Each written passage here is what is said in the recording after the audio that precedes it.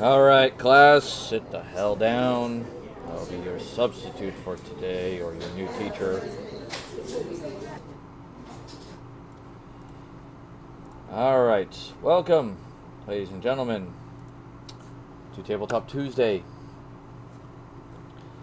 This will be our new little thing called Gaming 201. I forgot to turn the damn light on again. I always keep forgetting that. Gaming 201, Gaming 101, and Gaming 301 are a series I'm going to be starting where I am going to be educating some people on various topics in order to hopefully make people better gamers in general. And I'm not just talking about video games, I'm also talking about tabletop, and also better interacting with each other kind of situations, so on and so forth. So I want to make sure that that is brought forward. But before we get into it, there are a couple announcements I need to make. Alright, announcement number one, our sponsor for the foreseeable future, Shockbite Gaming Servers. They do a variety of gaming servers. They host Minecraft, Ark Survival Evolved, Rust, and Valheim. They're working on Arma 3. They're working on Hytale. That's going to come sometime in the near future, they say. Servers start as low as $250 a month. Right now, with the Caves and Cliffs update on Minecraft, they are actually offering a 20% lifetime discount.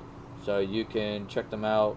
Use our link in the description below. Get that a little description in the link in our Twitch below, and that'll help us out. All right.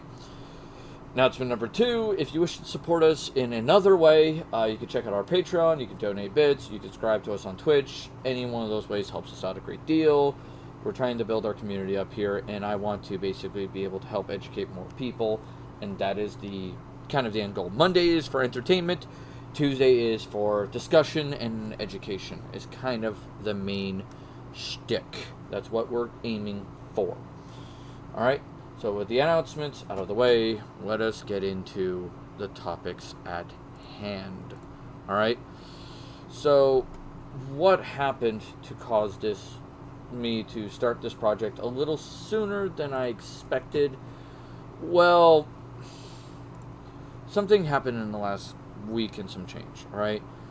And I'm going to go into it, but I'm not going to give any names. I'm not going to call anyone out, because that's very rude. Alright? I had joined a Discord because I was starting to get into some high-end content, and my goal was to, make friends, join the high-end content, and hopefully do better. That at least was my goal. unfortunately, it didn't work out. Times just didn't mesh up. Things of that nature. Um, the problem was some of the things that happened in the way. Now, when I joined this, I was playing a particular class. I play on 14 a gunbreaker. That's my favorite class. I enjoy it. But in my mind, it's not the only class, but it's something I enjoy doing. And everything I've looked into has told me with 14 that there are no bad classes if you know how to play them. And so when I encountered one of the people who ran this Discord, I was told, hey, we enjoy, we want tanks, we want to set up this group. What about Paladin? And I asked, why do you want me to play Paladin? And they said, oh, it's easier for me to heal. And I was like, I don't have a Paladin of sufficient enough level. Right now I have Gunbreaker's my main class. It has enough gear. I have a Warrior high enough level, but it's not geared enough. And I was like, if I'm going to do high-end content, I'm going to do Gunbreaker. That's what I want. It's what I have fun with. And I understood that. As time went on, and I hung out in this Discord, this one particular person did talk negatively on that class on several occasions. And eventually I was like, I understand that you keep thinking that the class is super squishy, but everything I've done my research on says that it's not if they know how to do their damage mitigation rotations. And that's mainly, the class is harder to play. That's all it is. It has a higher skill ceiling, or skill floor, essentially. It requires more effort into playing it. And when I looked into it, there are other classes that are similar to that. Like, for healers, they have Astrologian, which are harder to play. They require more research and effort into learning how to play them compared to another healing class. For DPS, it's like Red Mage. I'm going to go check on my garden. Okay. Red Mage is kind of the same way. It's harder to play. You have to research on how to play it. Same thing with Ninja. Ninja is harder to play, so you have to research on how to play it and get used to the class, things of that nature. So I understood this, and I was like, maybe it's just there's a misunderstanding there, so on and so forth. So I was like, I'll leave it be. And then came the day where there was a big issue, and I came in there. This group was doing a particular low-end dungeon. They were having issues, and I spoke up, trying to say, like, hey, what dungeon are you doing? I hear you're having issues, and I hear that your tank is a gunbreaker. Let's figure out what's going on. Maybe I can give them some advice, because that's my main class. And I figured I can at least offer some advice. Now, that was an issue there, and I'll go into that here in a minute. I'm just giving the situation for now, and I'm going to go into what I did wrong, what the situation was wrong, and what I feel the other side could have improved on as well. And so we'll get into that, so please be patient. So in this situation, I spoke up. I was promptly not heard, whether I was ignored or I was just not heard through the drowning of the noise. Whatever happened, all right, it is what it is. Later on, they asked me, oh, hey, why are you here, Ruby? What's going on? I go, oh, you guys were in the middle of dungeon. I didn't want to interrupt. I was like, I didn't want to fucking interrupt. My apologies. And I curse like a sailor, and it wasn't meant in anger, and that might have been construed as anger, and maybe I shouldn't have cursed in that situation. And then the statement that was returned to me by the person in particular that hurt was, well, if you're not going to participate in the content, then why are you even here? And it's just like, I wanted to enjoy hearing people's voices. I wanted to enjoy being around people, and I found that very hurtful. And so I just, at that point, I lost it. I left the Discord. I unfriended these people. It was just, I couldn't be around these people anymore. And it was just that I felt devalued by this particular group, and it was not the first time, and it was not the last time. and it was the last time in that situation. I then unloaded very loudly to my roommate and my wife, and there was the possibility that they may have overheard this through an active mic. And if that's the case, I want to apologize if they're listening now, because I lost my temper. And I will admit that. I should have kept my temper more in check and been more constructive, like I'm trying to be now. But at the same time, we'll get into how to fix this. So with that being said, I was contacted by one of the members of the group, saying that I was talking behind their back.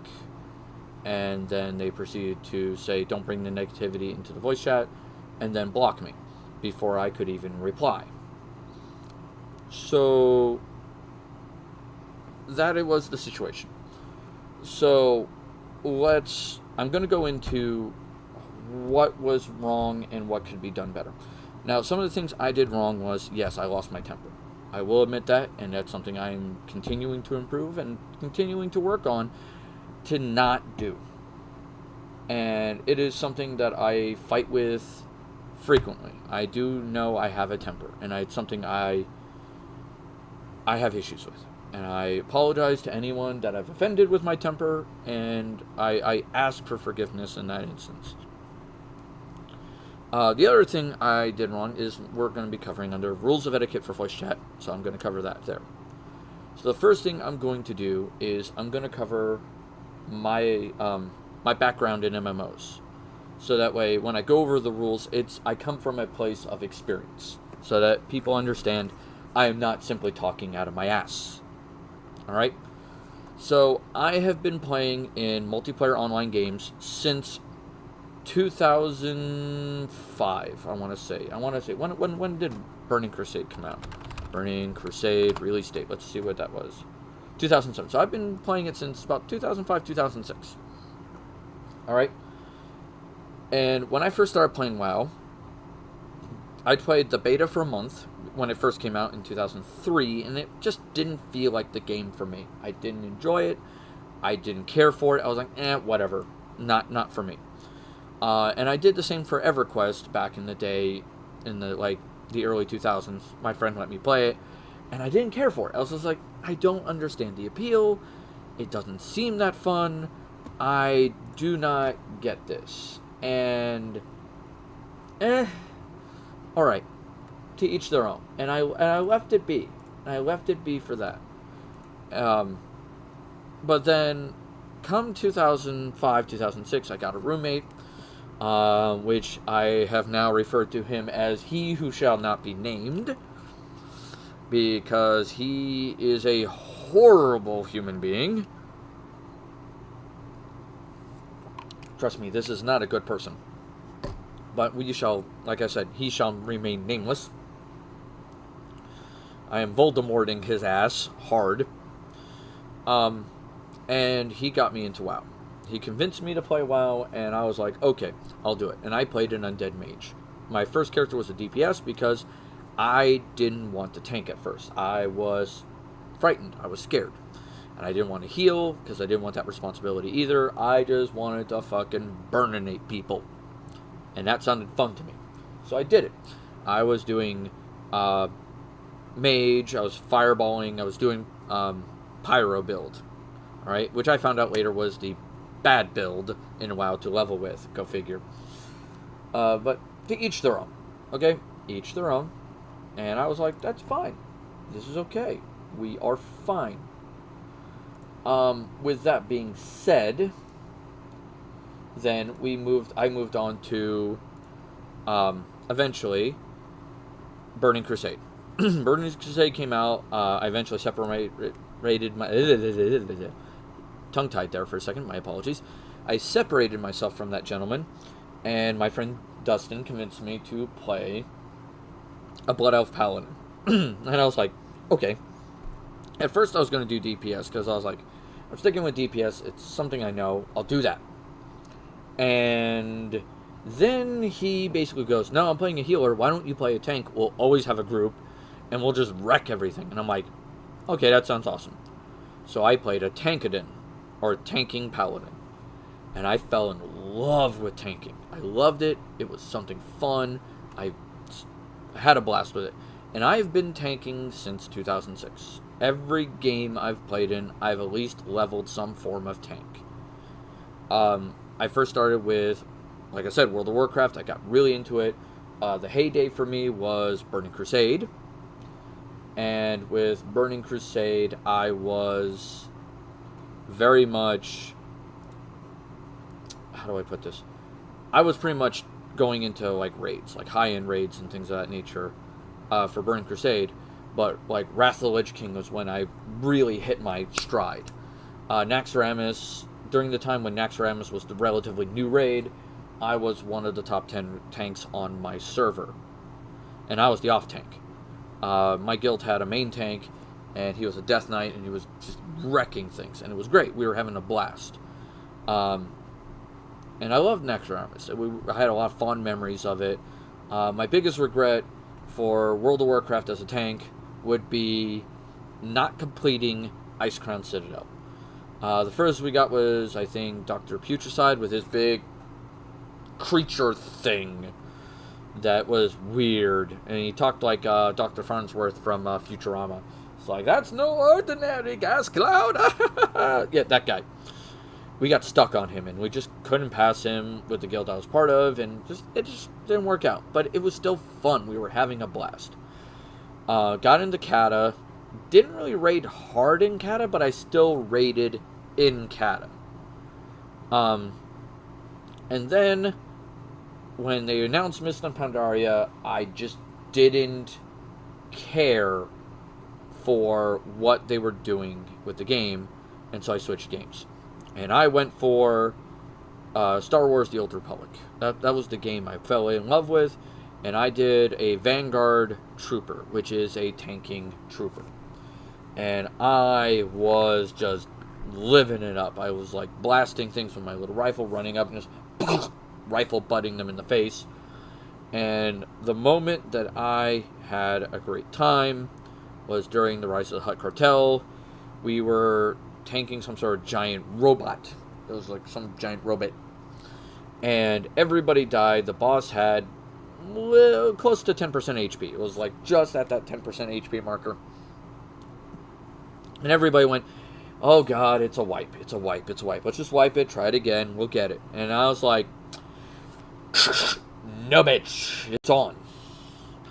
And I used every biochem ability I had because I was a biochem creator, so I had potions, and I was injecting myself with stims, I was drinking potions, and I was utilizing every tanking ability I had and kiting the enemy around the base and just poking this guy. And everybody's like, just wipe it at first. And then when I got him down to like 3%, like slowly as his bar went down, it went from just wipe it to cheering on, going, kill, kill, kill, kill that motherfucker! And, like, people just screaming for, like, chanting for me to kill him. And I succeeded at killing him. And, like, it was deafening in my ears. Like, my ears were ringing for, like, minutes afterwards with how loud people were screaming and cheering and everything. It was just insane. And I loved it. I missed that guild. Alright, I miss it to death. I'm sad that things didn't work out for me with that guild, but I miss those moments. It was a great moment, and I hope to have another one like that in my life. It was beautiful. And my wife could hear it through the headset, and that was back when we were just engaged, and she was just like, holy shit, like, that's loud. And I'm like, yeah, my ears, I swear they're bleeding. So, it is what it is, and I had fun with it. But eventually, I fell out of the game. The game started doing things I didn't care for. And that was when EA took the game free to play and started doing things where raiding was harder and harder to do. And they were making raids less accessible. And I didn't like that. So I switched from the Old Republic into two separate games at the time that were both free to play. And they were Secret World Legends and Star Trek Online. Star Trek Online, I was playing a cruiser, which is a tanking vessel. And for Secret World Legends, I was doing a tank with a hammer and a shotgun, which is a modern-day horror game. Hey, hon. Say hi. And so I was ground pounding and shotgunning things in the face, and I was having a blast. Because it was like, you're welcome to modern-day Cthulhu horror, and it's like, you have a hammer and a shotgun. Go! Alright. And we'll be back shortly. She's going to put something on that isn't so warm. So that was fun, and those were fun games. But eventually I fell into the game Firefall for a while, which was a third first-person shooter. And I played a Mammoth, which was a tanking class. And I had fun with that for a while. But eventually that game got shut down. It no longer exists, sadly. And I fell into the game Final Fantasy XIV. And at first, I played a summoner, which is, you're seeing the picture here of me and my summoner on the far left, which is a DPS class. The reason why I played a summoner was I wanted to play by myself for a while. I was very grouped out. Oh, hi, buddy. Okay. Hey, buddy. Hey. What am I doing? I am streaming, buddy. I'm talking to people. Buddy. Danny. Go to mommy. Cracky? Yeah, sorry. That's my son. Alright. So, I did level Summoner, but also at the same time I was leveling Warrior. So I was leveling both. I didn't level them congruently. I leveled Summoner more than Warrior, but I still got Warrior up to max in Realm Reborn. And I was tanking. I was having fun with it, but Summoner was my primary class because it was one of the better solo classes. Because you could tank, heal, and DPS on the class at the same time. Because you had a summon called Titan that could go out and tank for you. You could heal. You had healing powers. And you had DPS abilities, which was mainly what your class was a DPS. If you had your Chocobo with you, you could also make your Chocobo a healer. So you literally had a full party with you for basically by yourself if you were doing solo content. Which was a fun thing to do and made my life so much easier. So I probably mained Summoner through A Realm Reborn, Heaven's Ward, and Stormblood. Those were the class, that was the class I played through those three expansions / eras of the game. Yeah, son. Alright. Here you go. It's right there. But I still leveled Warrior with it, because I was still tanking on Warrior. But Warrior, while I was tanking on it, it never felt right. It just wasn't the style of tanking I enjoyed. Maybe it was just the GCD being slower in 14, or maybe it was just how the Warrior tanked didn't feel right to me. I mean, the story was good, don't get me wrong, I loved the story, but it just wasn't, how do I put this? It didn't feel right to me. It just didn't mesh. It wasn't my flavor. As my wife puts it, like as Anne puts it, just wasn't my flavor. So with that being said, I was like, okay, what can I do to make this better? And then, so I basically went, I'm going to move my microphone real quick, so I'm talking to the microphone and to the camera at the same time, because I realized they're not in the same place. Sorry about that. Alright, so I was like, alright, what can I do to make this better? Alright. Then Shadowbringers comes out. And I'm like, okay, Shadowbringers comes out. And they changed Summoner drastically. And I'm like, okay, what's the changes to Summoner? Well, they changed it so that pets can't tank anymore. So Titan can't tank. And I'm like, nah, I'm good. Screw Summoner. I don't care about this class anymore. And I was like, I need a tank. I want to be a tank again. So I was like, alright, I've played Warrior, and Warrior doesn't do it for me. So I was like, that leaves 3 other tanks now. 3. It left Paladin, it left Dark Knight, and it left Gunbreaker. And I had leveled Paladin to 30. I had tried out Dark Knight for a little while. I hadn't touched Gunbreaker yet, because that was the new one. And so I was like, okay. I've done Paladin a little bit. It was okay, not great. I didn't like what I saw. I'll go back to it later. And I'm like, Dark Knight, also not exactly my cup of tea. I'll try it, but I might go back to it. I'm going to give Gunbreaker a try and see if it works for me. And if it doesn't, then I'll go for Dark Knight or Paladin. I'll give it a try. See what the hubbub is about. So I give Gunbreaker a try. And boom. It just connects. Like, everything feels right. The class just, the smoothness of it works. And it's an active class. You're not always sitting around doing something. You're looking at, what's the next ability I need to activate? What's the next combo I need to do? How do I position myself just the right way? Like, you still need to do these things in the other tanking classes, don't get me wrong. But Gunbreaker, for me, always felt active. It feels active. It feels like you need to do things, especially in order to, like, do your class right. And it feels more of a drastic separation of that. Like, if you mess it up or don't. And so I was like, alright, this is the class I want to play. And so that's why I've mained Gunbreaker. That is the tank I've decided doing, is because it's like, this is my class. This is the class for me. This is what I want to do. And I love it. And I love it to death. And it's pretty much the only class for me. Alright? And, I mean, everybody has a class that they just fall into, and there's nothing wrong with that. But let's get on with the lesson, because now now that I've talked about my experience and what I've dealt with, so you understand that I'm not just talking out my ass, we're going to go into the first part of what I want to talk about, which is rules of etiquette for voice chat. Mainly, I'm going to focus this on Discord, but this can also apply to TeamSpeak. This can also apply to Ventrilo, if it's still around. I think it is.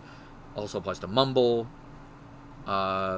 Zoom, any voice chat or anything of that nature. Alright? Some of these are more Discord oriented than others, though. Alright, first rule, and this is the rule I broke. Alright? So please keep that in mind. I am not perfect. I fucked this up. Do not interrupt dungeons and raids during voice chat. Alright? If there is a dungeon or a raid going on, don't try interrupting it with your voice. There are people doing call-outs. There are people trying to get things done. And you trying to actively voice in that is just sowing confusion. You are basically taking a already chaotic situation and making it harder. So it is one of those situations where if you know that they're doing a dungeon or a raid or high-end content or a trial or whatever you want to call it, where it's a bunch of people trying to organize and get something done, just shut up and let them do it, and try using text chat first. Alright? If someone notices it, then they're in a lull, and then you can talk. Alright? Try getting them when they're in a lull in the action. Like between bosses, or between tries, or whatever. Alright? That's the time to do it. Alright? That's when you talk. Alright? Not done. But there is a caveat to that, and that's what I want to point out. Alright? If someone is sitting there and listening, you don't, like, unless you have some real big issues with that, that's where I'm going to put in rule 2 here in a second. It's okay for people to listen unless you have some issues there with people listening. If the person is not interrupting you, the proper response is not, why are you even here? Alright? especially if you say it in that kind of a direct manner, like, why are you here? That makes the person not feel valued. That is not good. It does not encourage your guild cohesion, if you're in a guild, or encourage people from outside your guild to want to work with you. Alright? That's not good. So, be mindful of how you say something and what you say. Those are two very important things. So please, keep in mind what you say and how you say it. Like, try to be polite to the best of your ability. Like, if you see someone sitting there quietly and be like, hey, how you doing? Are you just listening in? Are you hanging out? What's going on? And like, be friendly and then let them do their thing. Now, if you do want nobody listening in, all right, rule number 2, all right, to avoid interruptions, or Rule 3. You already said 2. no, this is 2. Okay. Rule 2, to avoid interruptions or to avoid lurkers, if you don't want lurkers, then you need to do rule 2, which is if you're on Discord or you're on TeamSpeak or Ventrilo, make a separate channel for group content and make a separate channel for social areas. So you make an area that says this, like area A is for chit-chatting, area B is for getting shit done. Like, we are going to be raiding and dungeoning in area B. If you come in here, this is for the groups that are only doing the raid, only doing the dungeon. That is it. Area A is for people who want to just chat, people who want to hang out.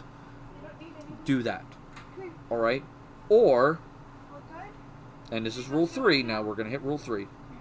If you do not make a separate channel, or you're unable to make a separate channel, set an area for Discord rules. Like, make a pin post, or put a little picture, or whatever it is, so that people understand how things work in your Discord. Okay, Danny, kissing my face is okay. Trying to suck on my face is not okay. Danny! Go give Daddy a hug tonight and go to bed. Communication is mainly what I'm saying is the key. You need to be upfront. Come on, Bob. Alright? I gotta hug my son for a second. Hey, buddy. Mwah. I hug you. Alright, you're gonna hug me? Okay. Alright, go to bed, bud. Andre, go. Alright. So, be upfront with your rules. Be upfront with your communication methods. Okay? This will solve so many issues later on. It'll preempt them. It'll preempt the issues, the arguments, any drama that you may have in your guild, in your FC, or whatever you want to call them.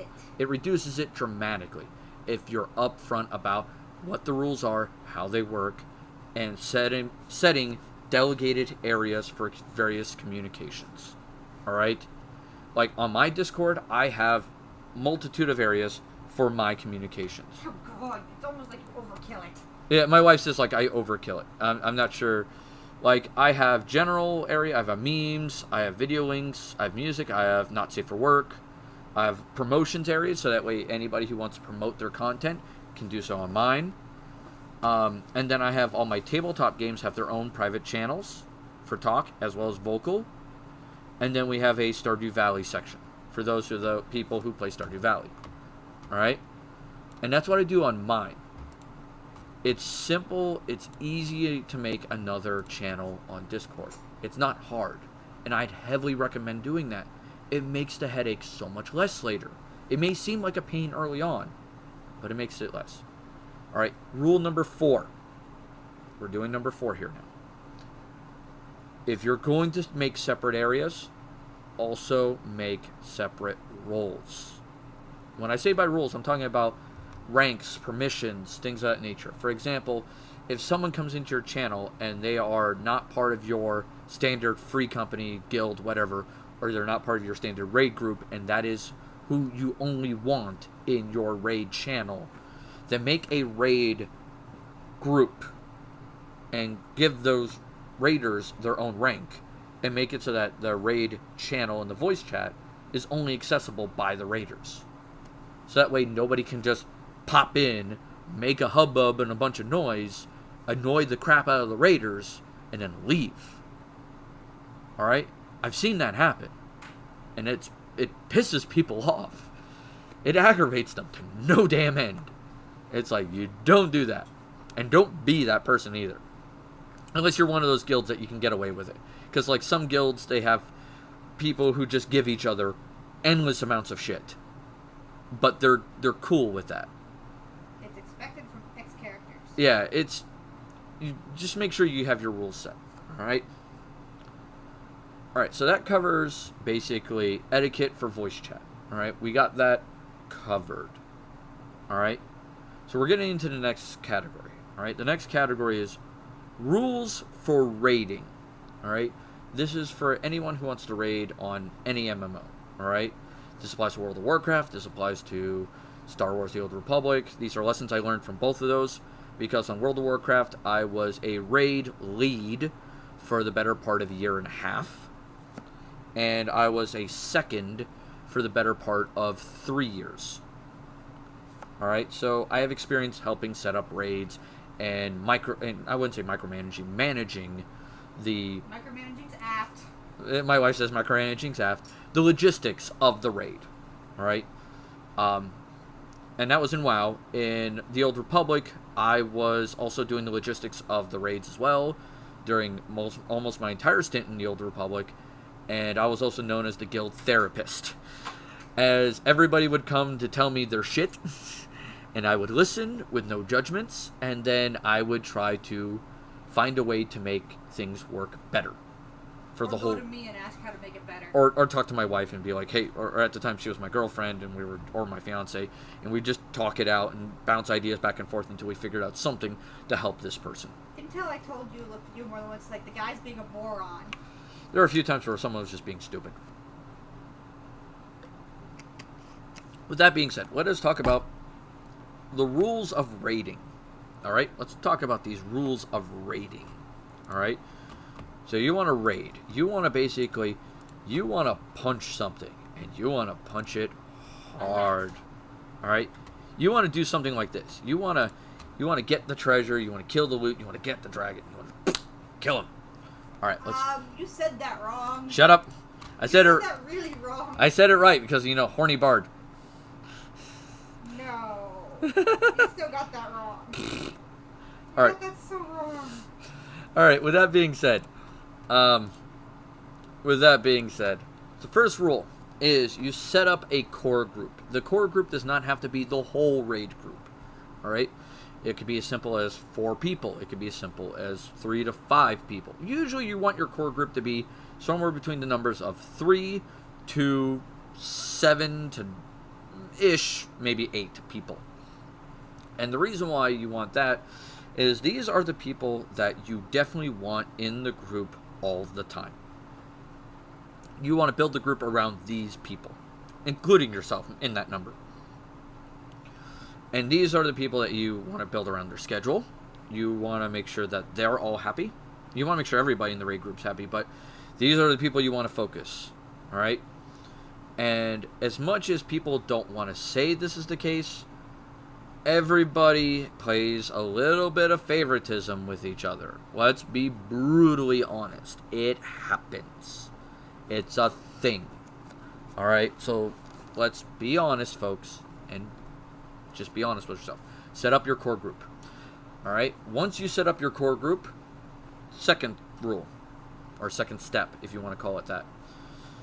Work out days and times for that said core group. You need to know what days of the week work for them, and what times during those days work for them.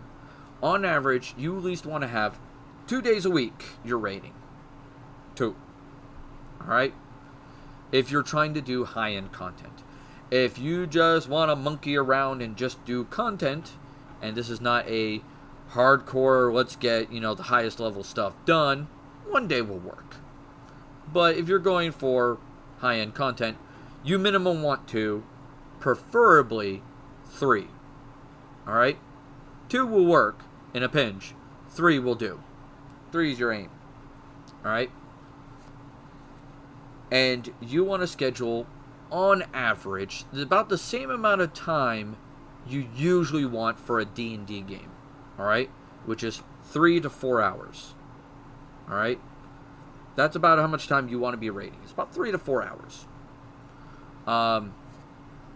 In a pinch, you can lower that to 2 if you really have your crap together. Alright? If you know what you're doing, you guys have your teamwork down, 2 hours can work. And that is like hitting the ground running. Alright? But 2 is really pushing it. Usually 3 or 4 is safer. Alright? 3. Rule number 3. Set up your loot rules. Alright? For your raid. Alright? Don't always rely on the loot rules of the game. WoW's loot rules of the game are notoriously bad. Alright? The loot master system is better. It guarantees how things work in a more equitable way, other than let's just roll a 100-sided die and whoever gets the highest number gets it. Because sometimes this will inevitably make it so that one guy gets a shit ton of loot and then one guy gets nada. And that ain't cool. Now, yeah, it sucks for the one guy, right? And the guy who gets everything, because everybody's going to hate on them and not want to play with them anymore. That's true. The one guy that got everything, everybody's going to hate the shit out of him. So let's talk about the loot system I used when I was the raid lead in WoW. Alright? And when I did also in Star Wars. I primarily used this in WoW, though. I basically was the loot master. So basically, I would collect all the loot. And then, what I would do is I'd have everybody roll that loot applied to. Because most of the loot in the game was class-specific. And I would say, okay, if you can get this loot, please roll. And then everybody would roll, and then someone would get it. Here's the thing. If a same kind of piece or a similar piece dropped later on, so for example, you have 2 paladins in your group, alright? And paladin chest piece dropped, and both paladins rolled for it. Paladin A got it, and then later on the paladin legs dropped, like the leggings dropped. In that case, Paladin B would automatically get it if both Paladins wanted it, because Paladin B hadn't gotten anything yet. And that's how I do class gear. Alright? But, here's where this kind of system has a little bit of a hiccup and how I fixed it. There are some things that drop in the game that everyone can get. It's either crafting materials, or the thing that everyone fights over, mounts and pets. Everybody thinks it's gear everyone fights over when they think about MMOs. No, gear is not the thing that people will fight tooth and nail for some reason. It is a mount or a pet. I have seen giant, heaping, almost fist fight arguments over a fucking vanity pet. I am not exaggerating. It is insane. Alright? So in this case, what I would do, everybody would get a chance to roll. Now, people who had already collected gear basically would be exempt from this roll, whether it was class gear or not. You have already gotten something from this raid, you are no longer eligible for this. So, in this case, this made people have to think and take that risk of, hey, will that pet or mount drop later, because it's usually a rare drop, and if so, do I want the ability to get it later or not? Now, most people are like, well, this is kind of shitty because they take that risk, and what if it doesn't pay out because the mount doesn't drop? Here's where my system comes into play.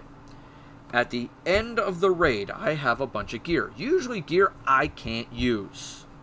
Alright? Because it doesn't fit my class, or I didn't roll and I didn't get the roll for it, or whatever, or I had already gotten a piece of gear. I, as the basically loot master, would sell the gear, because at the time you couldn't give it because it was bind on pickup. I would sell the gear, or equate the gear to a certain cost, depending on how much it was relatively worth. Alright? And I would give the player a choice. They could take this money that the thing was worth, and I'd give it to them, or they could give this money to the guild, and that, or the raid group, and that money would be used towards improving the bank space, getting materials for the next raid, like food, potions, elixirs, whatever. And Group bag. it went into the group bag, essentially, the group fund, to help fund future raids. Alright? As well as raid group repair funds. In case someone didn't have enough money for repairs, I could give them money for repairs out of the group fund. And I keep a spreadsheet of this group fund. Now, if they agreed to give it to the group fund, for every 10 gold of value they gave up, I gave them a point. For that point, that added to 1 to their next roll of the next item they picked. And it wasn't they got to choose the roll. It was whatever item they said, I want that item, that bonus got added to that item. So they couldn't save it up for the pet, essentially, or the mount. Like, oh yeah, I'm going to save it up for the pet, the mount, the pet or the mount. And it'd be like, then you had rolls where it was like, oh yeah, I'm adding plus like 90 to this roll, so that way I guaranteed get this pet. No. I'd make it so it automatically gets added to the roll for whatever the next item they rolled for. So the numbers were always kept down low, so it wasn't huge additions. And this, and I was already upfront about this with the group, and this system worked beautifully. Like, everybody in the raid groups enjoyed it. Some people were pussy about it. Like, some people didn't really care for it because they're like, we had the occasional person that didn't care for it, but it was very rare. Most people found value in it, and the reason why they found value in it was, even if they didn't get gear, they got gold. And gold still gave them something. Alright? They were still walking away from the raid with a high amount of money. So that they could use to buy things. Or to get materials or whatever they needed. And they knew that if they donated that to, say, the raid group, they made them more likely to get the gear next time. And that made them happy. It worked out. And so setting up a simple loot system like that, which yes, it takes some extra paperwork, and that can sometimes seem like a pain, but it makes it worth it. And it makes a lot of that loot arguments almost non-existent. People won't have those arguments as much. Alright, so that's rule number 3. Rule number 4. Rule number 4. Start recruiting what I refer to as the outer group and the backups. The outer group is outside your core group. It is filling the slots of your core, the rest of your raid.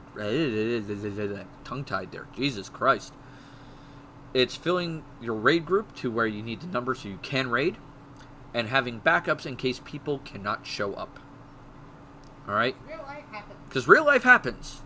And the biggest statement I've always made to my D&D players, and I make to my other gaming players, friends, is life comes before game.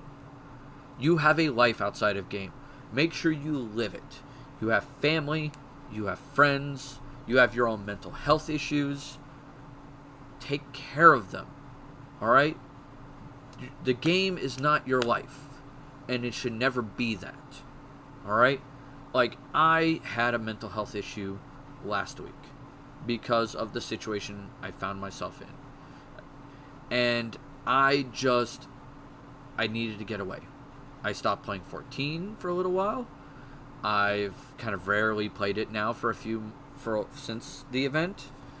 And I've kind of taken a step back from it. And I plan on getting back into it in the near future, but Not until after your mother-in-law leaves. But not until after my mother-in-law leaves, which is next week. Which, that's another story. Alright, but life comes before game. So please keep that in mind. And recruit your outer group and your backups. My recommendation for backups is have at least 1 to 2 backup tanks, 1 to 2 backup healers, and 3 to 4 backup DPS. Now, make sure, oh, Jesus Christ, I can't speak today. Make sure that all these people understand that they are backups and that they understand what role they fill. And make sure they're chill about it. Alright? Because when I go into rules for tanking, that's where I'm going to go into that. All right? All right. Rule number 5. All right? And this is kind of an important one. Make sure you start on time, or within 15 to 30 minutes of your start time. All right? If you say you're going to start raiding at 7 p.m., you better be starting at 7 p.m. or at latest 7:30. All right? I understand people are late sometimes and things of that nature, but you're going to be doing something for 3 to 4 hours. All right? And not everyone can stay up to the wee hours of the evening or morning. All right? Some people do have lives to lead. And that is important to respect. If you say we're going to start at 7, the people who show up at 7, you need to respect them. You have to respect the fact that they took the time to show up on time, and that they basically are now sitting there waiting to basically go. Alright? If you're not going to do that, that's disrespecting the people who showed up on time. Alright? It is not an acceptable thing. And that is a problem. You need to respect their time. God, I can't speak today. God dang. I am having the worst time speaking. Alright? So there is that. So you have to respect their time. So please keep that in mind. Alright? So, for instance, if you're on WoW, you say, oh, I'm going to start at 7. You better be starting at like 7:30. Get going. If you don't have enough people to start by then, use the Rage Finder. That's what it's there for. Pick up some pugs and go. If you're on 14, let's talk about Rule 6. Alright? Because this is where 14 comes into play. If you're on Rule 14, you have two options. You have Party Finder and you have Roulette. If you're on Party Finder, alright, to fill your outer group, essentially, to make, fill the slots that your outer group needs, and you're not finding anybody within that 30 minutes, it's time to switch to Roulette. It means that by that point, there's not enough interest at that time for that raid. And you need to do the Roulette, because the Roulette will get you most likely the people you need. Alright? And most of the people I've found on the Roulette understand the basic strategies. They are not going to be experts, but they're going to understand the basic strategies to do what is needed to get the job done. Alright? And most people also on the Roulette are usually pretty chill. They're like, oh, that's a strategy you want to do? Awesome, let's do that. That is pretty chill. And if you're coming in to a static group that has pulled you in from a Roulette, be that person. Be like, oh, this is what the static group is using as a strat. Let's do that strat first and see if it works. If it doesn't work, then make a suggestion. Don't just immediately assume your strategy is the best strategy. Chill out. Let the static do its thing. You're just there to help. And then state your opinion if it doesn't work. Alright? So, 7. 7 is this kind of crappy myth that has been perpetuating since WoW. And unfortunately, I've seen it pop up on the occasion, especially in 14. I saw it pop up in Star Wars as well. That you should only have one of every class, because you have a wider variety of abilities, you add a better variety of DPS, and you have less conflicts for gear. Notice I called this a myth. This is important. The reason why I call it a myth is because it's bullshit. I hate to tell people that, but it is. Especially in 14. It's complete bullshit. because the way 14 does its gear, it does most of the gear excluding weapons as class sets. So it'll be like, oh yeah, the It's a healer set. well, it's like, oh yeah, this this chest piece can be used by paladins, warriors, gunbreakers, and dark knights. So essentially, it's used by tanks. This one's used by samurai, ninjas, dragoons, and monks. It's like that's melee DPS set. They literally broke down most of the gear sets as tank, melee DPS, range DPS, magic DPS, and healer. There are 5 sets, and it's broken down into one of those 5, with the exclusion of weapons. Weapons are the only class-specific ones, and you will rarely find people really arguing over weapons. Alright? That's going to be few and far between. So, to be brutally honest, if you're expecting, oh, let's have one of every class and that's going to keep the gear from being argued over, you're still going to have gear arguments if that's your reason for doing it. It ain't going to help you. Alright? Nada. If that was the reason to stop the arguments. Alright? So don't do that. Alright? And glamour is a thing. Myth number 2 about that is it adds you a wider variety of abilities, and that wider variety of abilities increases your DPS. This is also false. The only real difference in DPS is melee, magical, and ranged. 3. That is 3 different types. Alright? I hate to break it to you, you're going to have multiples of each one of those categories. Alright? And some of them bring some interesting effects to the group, don't get me wrong.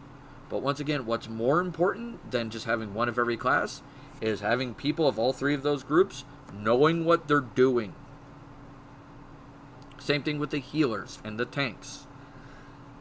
It's okay to have 2 warrior tanks, or 2 paladin tanks, or 2 gunbreaker tanks. It's fine. It's not gonna blow up the planet if you do this. Alright? As long as they know what they're doing. That is more important. If you find 2 paladin tanks that know their shit and they know what they're doing, way to go. Keep them. They know what they're doing. That is the important thing, is knowing what you're doing. Alright? And that's leading into my next topic. Alright? This is the one that I've fallen victim to back in D&D, and I still fall victim into it occasionally, but this is something that I feel needs to be stated for both Final Fantasy, D&D, WoW, everything. Well, WoW not so much, because WoW has its weird class system, and it's messed up, alright? Forcing people to play classes they do not want to play, alright? First rule about this, don't fucking do this. Alright? Not cool. Alright? If someone says, hey, I don't want to play that class, don't make them do it. Because 9 times out of 10, what's going to end up happening to you at that point is you're going to say, I need you to play that class, or you're not going to be with us. They're going to be like, okay, bye, and leave. People are there to play this game to have fun. Alright? And if you are taking away their fun, they're just going to peace out and leave to find someplace else to have fun. And that is going to leave a bad taste in their mouth. Alright? And they're going to remember that in some cases. You don't force them to play a class they don't want. Alright? Now, for instance, in a D&D sense, or in this case, like, I'm going to use an MMO sense for this case first. It's like, do not use I or me statements when making an argument about getting a player to switch a class. Alright? Find a reason to use a you statement. For example, okay, you made Gatorade, cool. Find a reason to do a you statement, alright? This is usually the opposite of what you normally hear, but hear me out.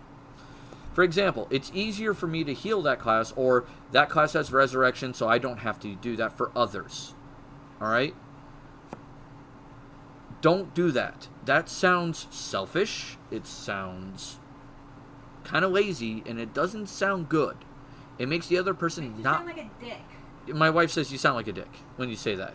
It basically doesn't make you sound good. Find instead of a you statement. Like, go for more like, hey, I noticed that class is kind of a little difficult for you. Have you tried playing, say, ninja instead because it's similar? Or like, hey, I noticed red mage is a little bit more difficult for you, but you really like the black mage spells part of it. Have you tried playing black mage instead? And things of that nature. Try pointing out similarities and see if they're more interested in playing a similar class that's different. And play it off as, hey, this class isn't working for you. Why don't you try something similar? Instead of saying, hey, I'm not having fun. You need to change. That's not cool. Your fun should not be dictated by someone else having to change. Alright? Not acceptable. For tabletop, for example, you say, hey, don't play rogues because I'm playing a bard and I feel like you're trying to take away from what I do. No, that sounds like a dick. You sound like an asshole. Don't do that. State it in more of a way of like, hey, we have a bard and an artificer in our party, so maybe you won't feel as useful in our party. So,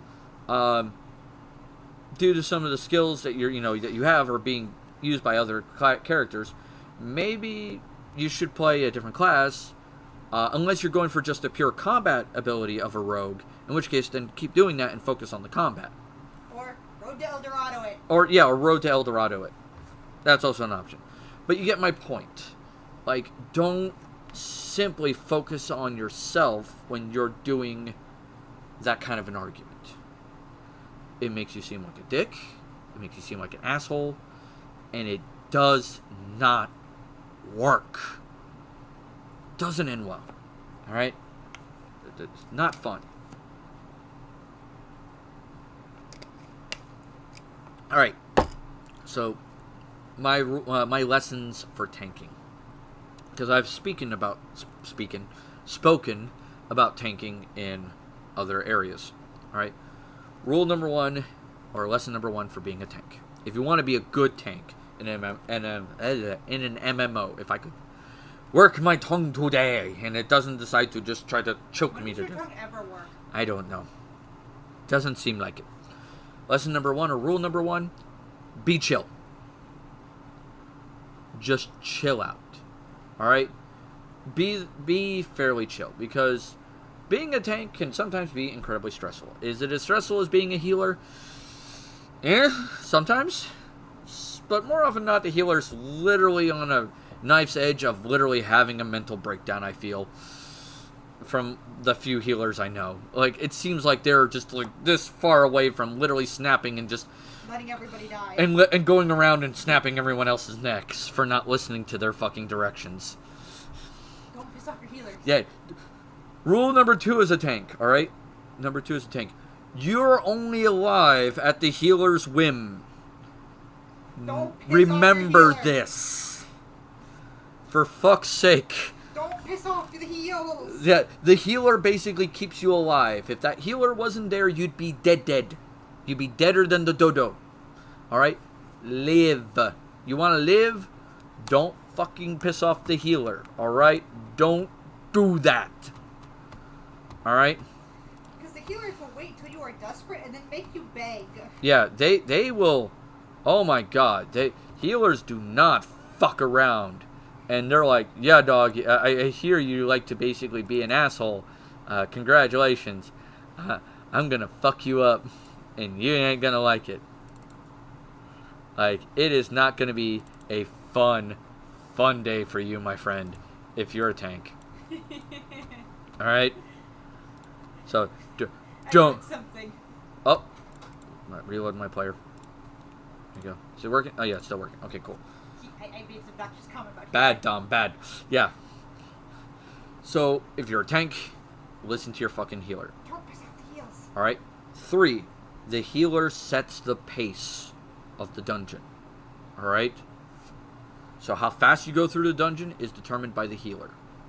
Whenever I go into a dungeon, I usually message the healer and go, how fast do you want me to go? Do you want me to take one group at a time? Do you want me to do 2 or 3 groups at a time? Or do you want me to pull the entire fucking dungeon and just have at it, Hoss, up until the first boss, and then we just mow everything down? Alright, we can do any of those. It's up to you. Alright, because I can mitigate fairly well. But it's up to you how well you heal. That determines what I'm capable of doing. Alright? That is the important thing. Alright? So, your healer determines the pace. So keep that in mind. Alright? The next thing is where some people have said, you need to understand the point of view of the healer. The healer also needs to understand the point of view of the tank. Alright? You two are a team. You need to understand each other. You need to have good communication skills. If you're in a long-term group. Alright? It is not, like, it's not a coincidence that some of the most long-term best groups have couples as their tank healer group. Alright? I've seen that. Like, some of the best groups I've been in has been, like, the main tank and the main healer have literally been a married couple that have been together for sometimes years. It's just how it works, man. Or in some cases, if it's like 2 guys that are, you know, completely straight, Great friends. they're like the best of friends. Like, they're bros. And that's the way they are. Alright? It is what it is. Have a good relationship with your healer. If it's a long-term healer. If it's not a long-term healer, whatever, man. Just do you. You do you. Alright? My statements apply. Yeah, your statements apply. Tank dies, healer's fault. If the healer dies, it's the tank's fault. If the DPS dies, it's their own damn fault. That is pretty much a good cue. With few exceptions. Like, sometimes when the DPS dies, it is the healer's fault. Or the tank's fault for not keeping aggro. Or the healer's fault for not healing them through maybe a big AoE. But that's very rare. It's usually the DPS. It's a general rule of thumb. It's a general rule of thumb. Alright. 4. We're on 4, I believe. Alright? For tanks. Make sure you know your gear that you need. Alright? And, like, look up the gear you need for a dungeon. Alright? And, like, do research. Look up the gear, look up how it works, and all that jazz. Make sure you know how it works. Alright? And that's number 5. Abilities. Make sure you know how your abilities work. Know the range. Know how they work. Know how far you can pull aggro from. Alright? And know how far the rest of your group can pull aggro from.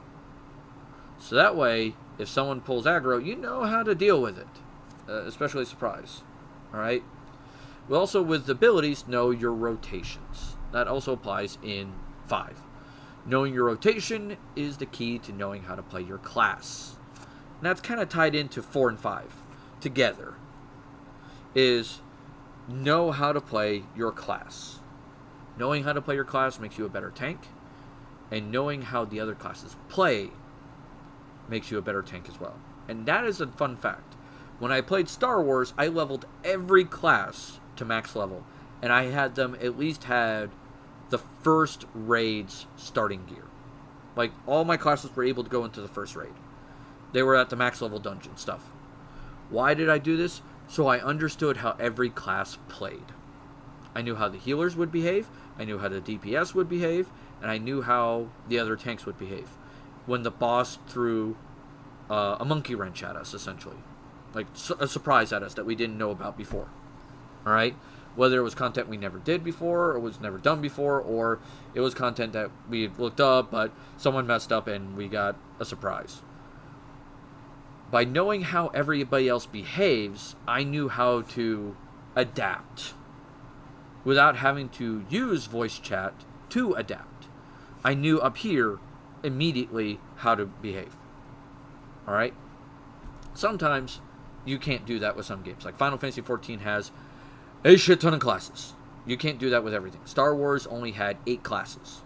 So I could do that with that one. It was very quick. But with Final Fantasy, you have a lot of classes. How many classes are there in Final Fantasy 14? Oh my god. Let's look up. Final Fantasy 14 classes. Let's see how many classes there are. We got the job guide. So we have 4 tanks. We have 3 healers. So that's 7. 8, 9, 10, 11. So we have 4 melee DPS. 11, 12, 13, 14.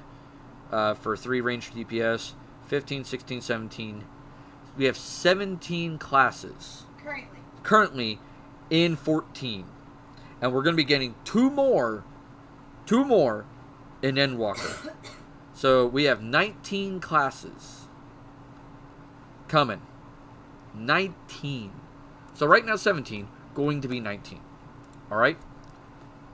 That is a lot. That is a lot. And now you have to level them all. You can't just switch and be like, "Oh yeah, I got this suddenly to whatever." I switched my weapon and suddenly I'm X class. And I'm like, no. You got to level each class separately. And that's... You have to learn how to play it. You got to learn how to play it. Now, you can spend money to get the leveling potions, the switch. But that doesn't teach you how to play the class. That just gets it to max level for you automatically. And that's not good. You can look up videos for that, but... in my opinion, there's no better teacher than experience. Experience has always been the best teacher, especially for learning another class. Because it gives you that muscle memory on how that class behaves.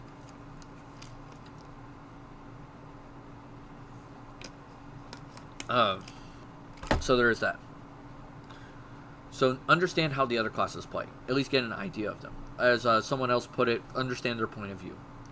But part of their job is also to understand your point of view. Alright? It goes both ways. Alright? And if they are sitting there saying, "Oh, you're just super squishy, you can't do your job," it's maybe they need to look at, are you doing the right things? Are you using damage, like if you're a tank, are you using damage mitigation right? Is your gear correct? Are you using the proper rotations? Are you standing in the right spots? Things of that nature. If you're doing everything right, then you're not the squishy one. You're not the problem. At that problem, it's going to be the other person. Maybe they're not doing something right. Maybe they're not using the right healing rotation. Maybe they're not using the right gear. Maybe they're standing in the wrong spot. Who knows? Something is not meshing right there. And there's communication error. Alright? Because the way Final Fantasy is already stated, there are no bad classes. Everything that I've seen for tier lists for Final Fantasy, everything is S and A, with one exception, and that is Blue Mage. And Blue Mage is a limited class, and we're just listing it at the bottom of the barrel. And you shouldn't be raiding with a Blue Mage. That's not possible to my knowledge. Unless it's a low-level raid. In which case, oh god, I'm so sorry for you. That hurts. But understanding the others helps. And that also applies with healers, alright? So being a good tank, that is a thing to do. Communication is key. Alright? And setting up things. I think I'm on what? 6? I was supposed to be keeping track? I guess not. We'll say 6. 6 or 7. Next rule. Look up, if the content has already been done and you're not pushing the boundary of content, look up the guide for that content. Look it up. There's nothing wrong with that. Watch a video on it. Read the guides. It's so much easier. Alright? Understand how it works. So that way you see it as a tank and know, this is where I need to stand. This is how I deal with that mechanic. I didn't even raid, and your groupies were literally using me to call shit because I watched the stupid guide. Yeah, my wife watched the guide in like one of the Star Wars fights, and she was calling out the mechanics through my microphone. Because people were missing them, and they were goddamn obvious, and it was pissing me off. Yeah, people were missing them, they were obvious, and it was pissing her off, and she just yelled at them. It's like, this is the mechanic now. This is how you deal with it. Move. Boom. You move, here, do this. And it was just Gotcha. She ended up joining the TeamSpeak to just do call-outs from watching my screen. And it drove her up a wall. I didn't want to do it either. She didn't want to do it, but her OCD just it's like ah. She just I bought me an account and I refused to play. I could have sworn I watched the vein on her head start pulsing, and I was waiting for it to just go and just explode. Hey, your guild lead bought me an account that I never used. Yeah, my guild lead bought her an account for Star Wars that she never used because he's like, you need to fucking play this game. No. You know raids. You're great raid awareness. You need to do this, and it's just like shit. Nope. She's like, no, I don't want to do this. All right. They literally wouldn't let you raid unless I was calling. Yeah, it was just like, oh god. It was so annoying. It was great. So. It's not great. It sucked for me. Oh my I god. fucking hated it. Because it was like, I could not sit in the background and crack. Because they were always like, hey, go get your wife. By the way, if anybody's watching, you're welcome to ask questions. I will answer them to the best of my ability about how to be a better tank, voice chat etiquette, what else did I talk about today? Rules for raiding, and dealing with someone who's attempting to force you to change characters. Any of those subjects, I will cover that. So there is that. I think that's everything you wanted to cover today. For the most part, I have. I'm just kind of going into various topics. Yeah. Do not be mad at people's SO for SO aggro. Yeah, another thing. This is under rules for raiding, I'd say. Do not be mad at your raiders if they get family aggro. Okay?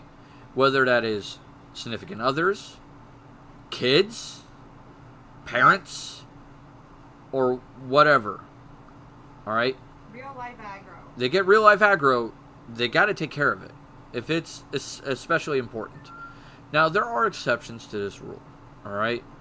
If it is a time that you have set aside for raiding, and it is a consistent interruption. I made that mistake. I apologize for it. Yeah, she has made that mistake. I apologized profusely when I figured out I was doing it. Yeah, she did apologize when she realized she did it. But if the person consistently does it, then have a chat with them about, do you really want to be in this group? Is this going to be a thing? Because this person consistently interrupts. They're disrespecting our time. This is not cool. Alright? In my defense, we did have a newborn and a 2-year-old. Yeah, we had a newborn and a 2-year-old at the time she did it. I get it, but still at the same time, it was still... I get why the person was annoyed. Alright? You understand why I needed help. Yeah. So there is that. Real life, like I said, comes before game, so on and so forth. Let's talk about D&D and Pathfinder stuff to educate you more on group dynamics, because I finished all my stuff a little early, so I'm going to cover another topic. I'm going to cover D&D group dynamics. All right. Most D&D adventures, by the way, this will tie. The reason why I'm covering this ties a little bit into forcing players to play classes they do not want. All right. In this case, why is this doing that? Okay, whatever. With that being said, we're going to talk about group dynamics. All right.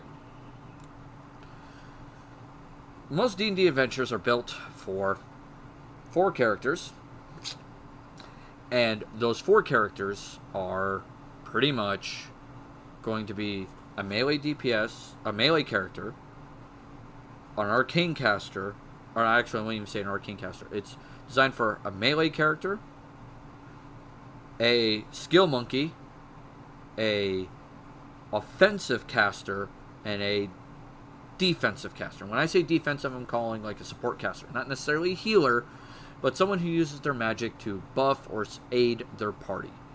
Alright? Those are the 4 basic types that D&D has in mind when they write their adventures. all right, and design their monsters and games and everything else. That is just the rule of the game, all right? It's up to the DM to adjust if the group is different for a different dynamic, but if the DM is incapable of adjusting easily, you may want to keep this in mind. So this is called, when someone talks about party balance, this is what they're talking about, all right? So when you're talking about party balance, you try to keep it, but you don't need to in a D&D game. It helps, but it's not needed.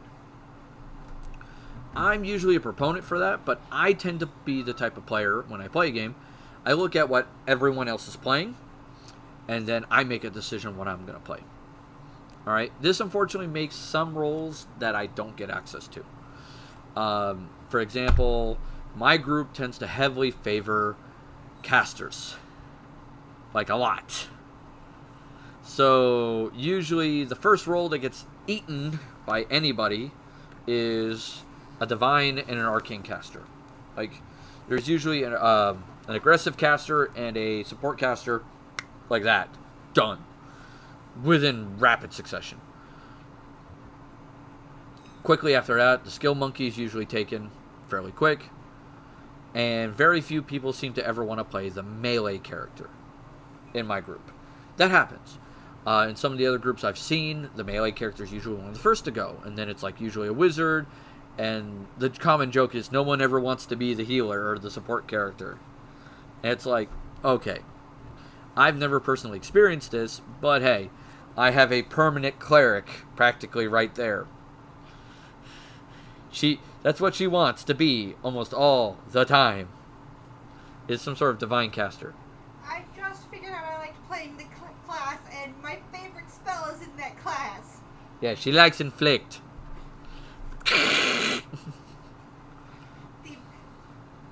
Here. The bitch hit of dumbass. Yeah. Bitch slacko dumbass.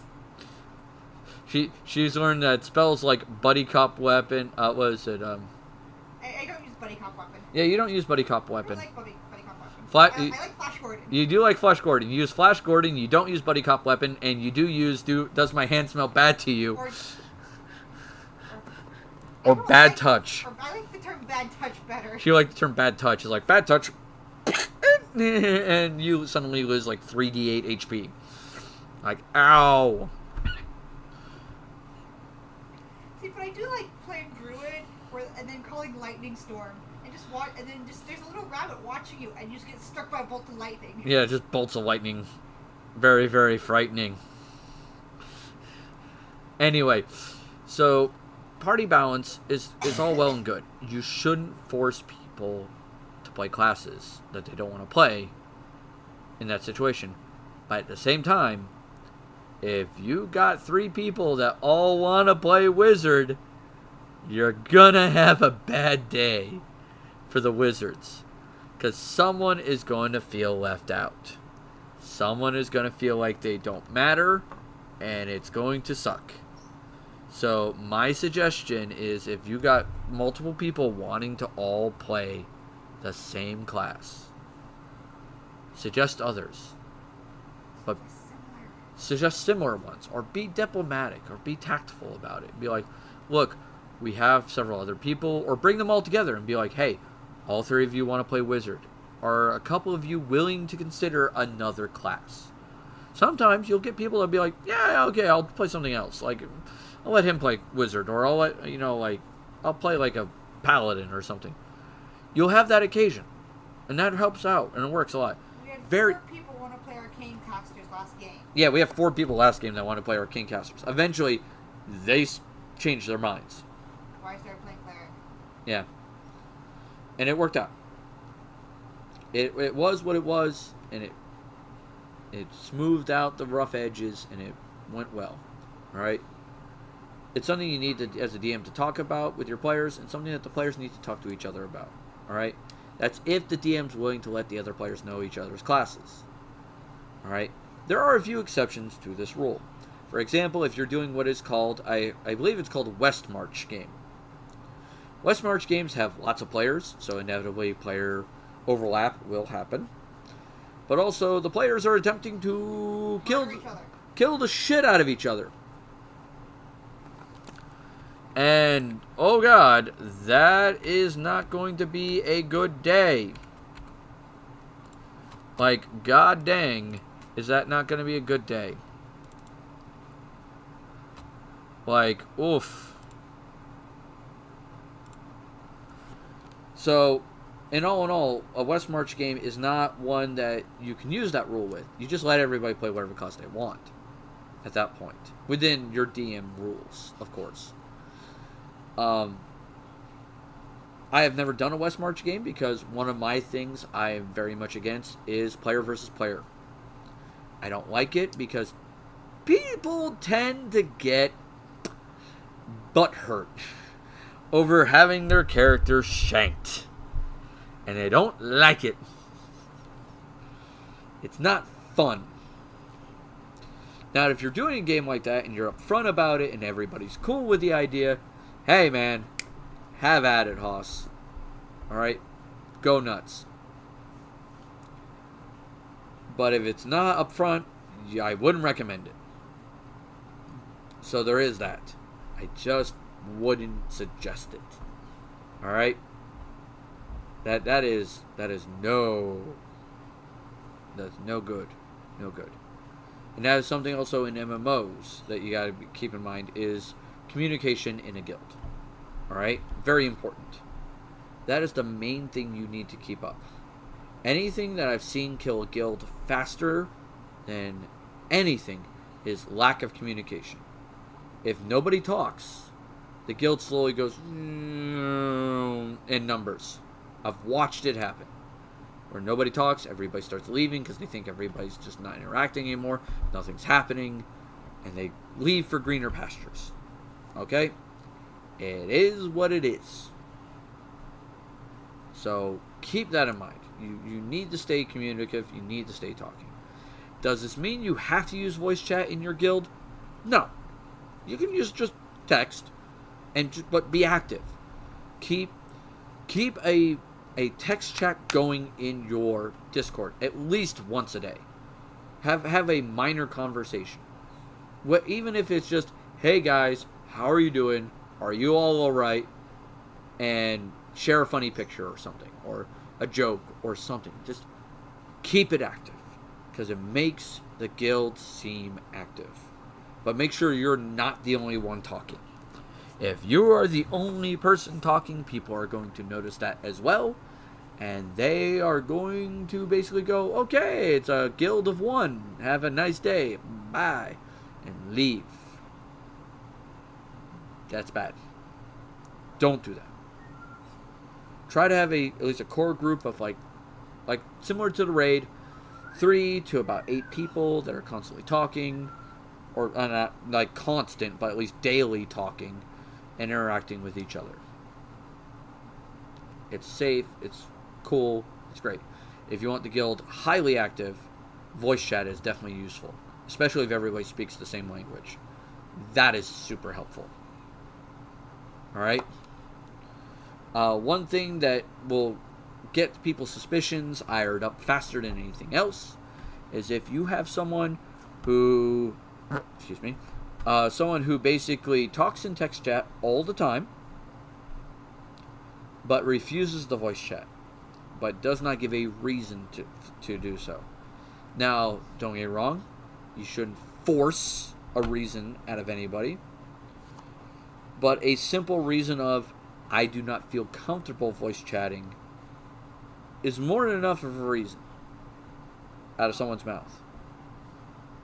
But the fact that if they do not even give that much, usually for me sends up at least a little bit of a red flag. Like, hey, something is not right here.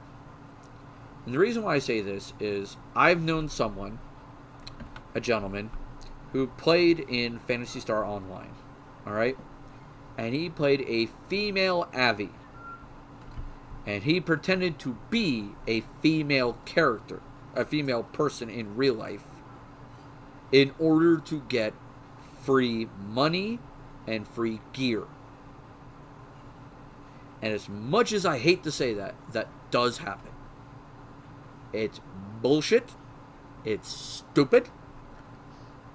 But there are guys who do it. And it is horrible that there are guys who do that kind of crap. Alright? Oh, you don't have to play the gender you are.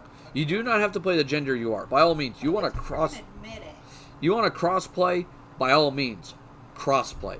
Isn't that like half our D&D groups right now? I think it is. I think like half our D&D groups. Okay, I think I'm the only one actually playing my own gender. I don't know. You and me, maybe you. I'm not sure. I know, like, for me, when I play a character in D&D, I flip a coin. Whatever, heads it's male, tails it's female. That's what I do. And I do that with MMOs, too. It's like, okay, what gender am I going to be today? Okay, that one. Alright? But cross-playing is fine. Like, I had a friend named John, and he played a female character. And he said, if I'm going to look at the behind of a character for multiple hours a day, I'm going to at least enjoy looking at its behind. And I'm like, that's fair. That is totally. At least you're being honest. At least you're being honest. That's kind of like, that's weird, dude, but hey, whatever. You do you, man. Sense. No, I'm not gonna kink shame, but you do you, man. Because his character, I know his character was a night elf. His character wasn't gnome. But it is what it is. Alright, it was just like, that's a little weird, dude, but okay, whatever. All kinds of these weird, like, almost near World War II stuff. Coming from the man who likes walking upstairs behind his wife. Hey. Whatever. So, there is that. Cross-playing is fine. Don't diss someone for cross-playing. My big thing is, if you're gonna cross-play, do not lie about it. Alright? Don't pretend to be a woman in order to get free sympathy, or free stuff, or free whatever. Alright? Makes you a dick. It kind of makes you a dick.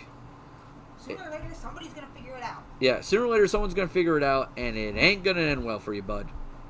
Because, newsflash, women hate it when guys do it. Because it makes everyone look bad. It makes guys look bad, it makes women look bad, it makes everyone look bad. Women play guys to not get harassed a lot of time. Yeah, when women play MMOs, for the most part, what I've seen, they don't want to be harassed.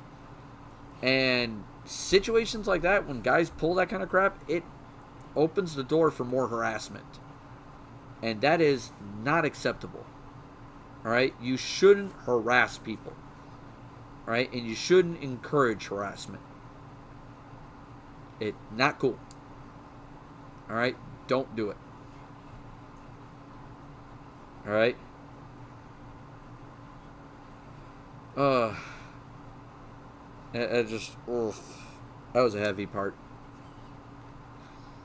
Other things in MMOs, fun guild things. Have an open door policy. That was something I highly recommend as a guild lead, or at least a guild officer. Have an officer or a guild lead with an open door policy. So that way everybody can come to that person with a problem. So that way, if there is a problem in your guild, you know about it, and you know how to handle it. Because if you don't know there's any problems, you can't fix them. Alright? How are you going to fix a problem if you don't know about it? It's simple as that. And you need to know. That's a good way to lose guild members, too. Or FC members, however you want to put it. Alright? So there is that. Be social, listen, try to find out what's going on, fix any problems that you come across, and be active. Alright? If you're going to take a vacation from the game, be upfront about it. Let people know. It's like, hey man, I need a break. For whatever reason. Whether it's life, or it's like, hey, the game's stressing me out, I just need a break. Mental health reasons, do it. You have a kid. Yeah, I have a kid. Like, that is newborn. Yeah. Just be... Best excuse for abandoning you in the middle of a raid without telling anybody. Spouse goes into labor. Yeah. We did that. We had that That was happen. Danny. That was our son. That was our son. Like, in the middle of a raid, we were like, oh, He was fuck. like, hospital now. My wife went, hey, we need to go to the hospital. And my wife went into labor in the middle of a raid. I was like, oh. It's like, and I yelled out in voice chat. It's like, hey, guys, gotta peace out. Bye. Poof. I was like, oh, Jesus. That was something. And that was Braxton Hicks. That was an actual labor. Yeah, it wasn't He even an started actual... 6 hours later. That wasn't even actual labor. It was a false labor. It was like, thanks. That was great, kid. You scared the shit out of me. But it was bad enough, and the contractions were bad enough to where we thought it was with the way it looked. Oh, yeah, we thought it was bad. Oh, like, oh, God. We thought we were like, oh, it's coming. Little shit. Let me go home, doze off, and then start labor, asshole. Yeah. Oh, man. Our kid. Jesus. Our kid is something else. Our Wasn't kids. as bad as Rose. 3 days. Yeah, Rose was 3 days. Yep. Oh, man. Goddamn. The pictures, by the way, I'm showing you are, like, collected on my hard drive from various sources. Some of them are based on Final Fantasy. Some are D&D. Some are, like, from artists who've done various, like, World War II stuff. So if you're enjoying them, that's awesome. I just keep them collected for, personal enjoyment. Or occasionally characters in D&D or whatever. So there is that. So that helps. So there is that. Crap. I'm trying to think if anything else needs to be talked about for this lesson today. I think we covered the lesson. It's okay to laugh. Oh, yeah, it's okay to laugh. Laughing's good. Laugh at yourself. Laugh at other people. If you laugh at somebody else and they take offense to it, apologize. You have to understand, people are going to laugh. It is human nature to laugh. It's okay to laugh at yourself. It's okay to laugh at other people. But if someone takes offense at you laughing at them, then apologize. All right? Otherwise, crack jokes. Be friendly. It's okay. It's also okay to cry. It's okay to be sad. It's okay to be angry. But make sure you channel these emotions in a healthy way. All right? That is the important thing, and that's one of the things I'm still getting better about is my anger. And that's what got me into issues with the last situation was I blew up. Like, my anger got the better of me, and I loudly blew up in the house. And it is what it is. And I'm trying to get better about it, and who knows, one day they may actually talk to me again, and I may apologize. And hopefully I get an apology back for the way I was treated. I hope so. I'm not going to hold my breath, though. I'm going to move on with the way my life is, and I'm going to be me. I'm going to be the best person I can be and grow and attempt to do better. If that involves them, yay. If it doesn't, oh well. Not going to be too broken up about it. Alright? The best I can do is, at this point, wish them luck and in their endeavors and send them on their merry way. Because that's all I can do at this point. Can't even talk to a single one of them. It is what it is. What else is there? Oh, gods. Talk about D&D. Alright. So, I'm going to open up to any questions, any comments, anything like that real quick. Anybody got anything? See if we got anybody on Discord. Doesn't look like it. Oh, someone posted 40K. No.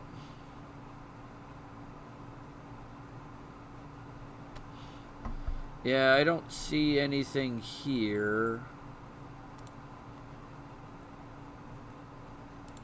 Doesn't look like it.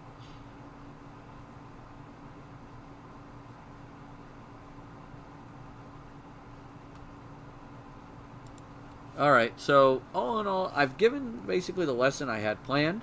I did end it about half an hour earlier than expected. So I do apologize for the shortness of this stream as well. Yesterday's shortness was due to the fact that the house needed... Have I played Guild Wars 2 yet? I have yet to play Guild Wars 2. It was on my list to play at one point. I've debated it. But it is something I have looked into. It looks like an interesting game. I don't know. I think it's a free-to-play, but I think you have to purchase it, and then you can play it for, like, forever for free. I think there's no monthly fee, if memory serves, is what I heard.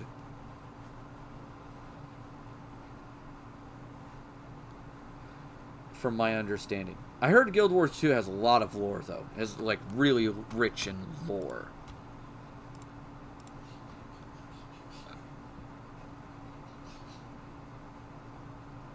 Like, it has a monkey tons of lore. It's like free to level 20, I think. Okay.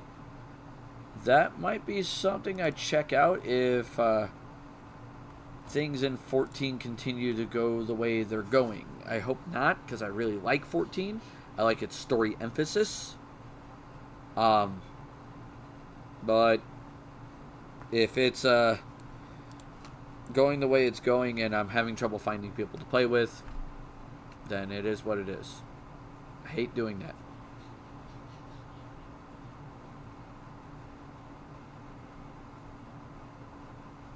Free to level 20. I might check that out later. There are a few games I still haven't played in a long while. I need to check on my Secret World Legends guy. I think he's in Arabia somewhere now. Like the second chapter. I'll have to check it out some point. So there's that, and I barely play Star Trek Online anymore. But I have fun with it. I'm a Trekkie at heart. I love my Star Trek. I like my Star Wars too. Like, I like both. So there is that.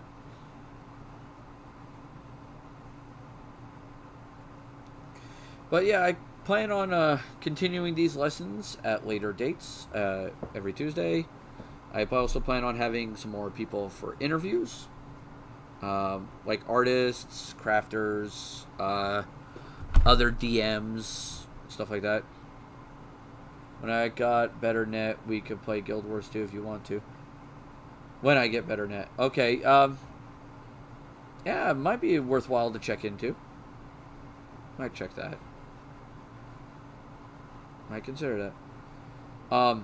Like I said, I'm gonna like bring in some extra other DMs, pick their brains. There's a guy doing a D&D documentary. I hope to get him involved in this at some point. My wife will get to talk about her crafting at some point. I throw it at you often enough. Yeah, but I like you actually sit here and talk about it at some point.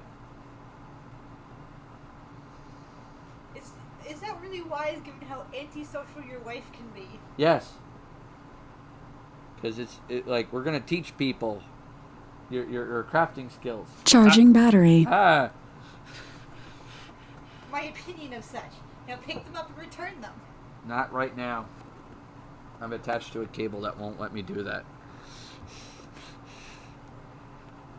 Eventually, we'll get her to talk about her crafts. And her gardening and cooking and stuff. Because that's her shtick, and that's what she's going to help educate people on. Because we're going to try to make people better people. Alright? Because some gamers have the cooking skills that they burn ramen. And we're going to fix that. Wait, what? We're going to help fix that. There are some people out there who burn ramen. Nope. What? Why you Twitch? What? You have a friend who was like that. Yeah, I know. That was a 3-hour stint in the kitchen. I don't wish to have a repeat. No, we're just going to give, like, a minor cooking lesson. Yeah, Skullick just went, I burn bacon. Burnt bacon is awesome. Yeah, Anne I says... like my bacon just shy of black. Anne likes her bacon just shy of black, and I'm like, that's okay. I don't mind somewhat crispy bacon. Doesn't bother Except me. I don't like store-bought bacon cooked that way. I like when you smoke it yourself. You She likes bread- homemade bacon cooked that way.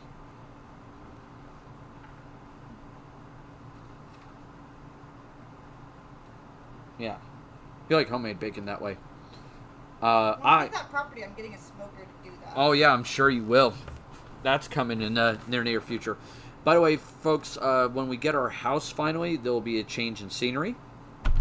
As well as we will be gone for, what, 2 weeks? 2, 3 weeks? Something like that. It'll be like 2 or 3 weeks we'll be gone during the move. For 1, moving our stuff. 2, getting everything situated. And 3, getting the internet hooked up. So... And 4, oh my god, I'm too fucking tired anymore. Yeah, 4, we're too fucking tired to stream at that point. So, there'll be that in mind. So, So, we'll keep that in mind. But it'll be later in the year. We're waiting for the paperwork to go through so we can sign for the land at least. So, hey! We're literally waiting for the clearance to close. Yeah, clearance to close. And then a week after we get that, we can close. Alright. For everyone who's viewing, by the way, if you have suggestions for things that you want to learn, alright, let us know. Send me a private message, and I will add it to the topics I'm willing to teach, whether it's gaming, cooking, we'll work on crafting if it's one of the crafts that we're knowledgeable One of the about. lists that your wife has? One of the ones that my wife has or I have. I don't have many myself. Baking, gardening, any of those topics. Seed starting, I suck at. Seed starting, she says she sucks at. What rings do I have on? My left hand, I have a wedding ring. That is, and inside that wedding ring, it has the engraving. You won't be able to see it with the camera. The engraving on it says "My Dragon." I was being obnoxious. My wife was being obnoxious. The right ring is called an Aura ring, and it's a computer. It's a miniature computer that is logging my heart rate, my temperature, sleep patterns, how far I've walked, all that jazz. It's keeping an eye on my health. We're doing it as part of a study for the Yeah. Neuro Research Institute. Yeah, we're doing it as part of a medical study, studying any precursors to COVID. Me and my wife both have one on. Just in case we caught the disease or we're, have any issues. Or after you've been vaccinated, so on and so forth. There's Yeah. a bunch of stuff. Yeah, they're looking into a lot of research. Disturbances. There's a whole list of stuff we have Yeah. to answer every day. Yeah, it's a daily medical study, and that's what they're doing For a year. for a year. But it also helps us out because we can give that information to our doctors, and our doctors can finally figure out what the fuck is wrong with us, medically anyway. You're just touched in the head. Yeah, well, Anne says I'm touched in the head, so, might be insane in the membrane.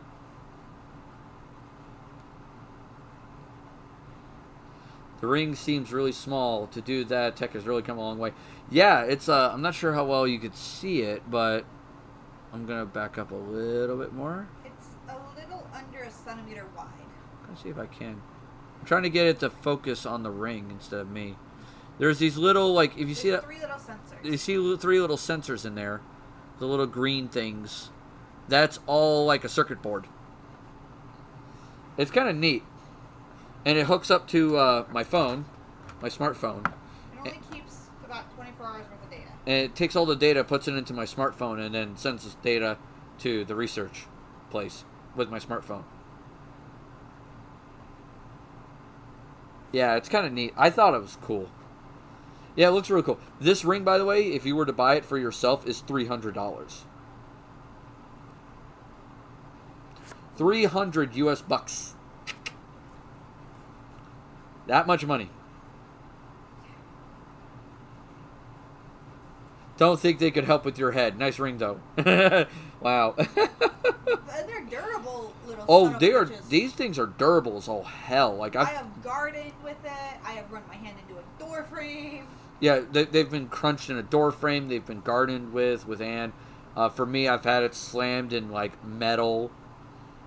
Like We have children. Like we have children. It survived. And there's a gold version apparently. There's a gold and a silver. There's a gold and a silver version, but they're way more expensive. Yeah, they're waterproof. They're 100% There's waterproof. resin on the inside. Yeah, there's resin inside them to keep them waterproof. So like I can shower with it, I can swim with it. I don't like getting them wet. It doesn't feel right on my hand. Yeah, she hates getting her rings wet because she hates the water under her ring. Or even my wedding ring, I can't stand. I have to take it off. She takes her wedding ring off too when she showers.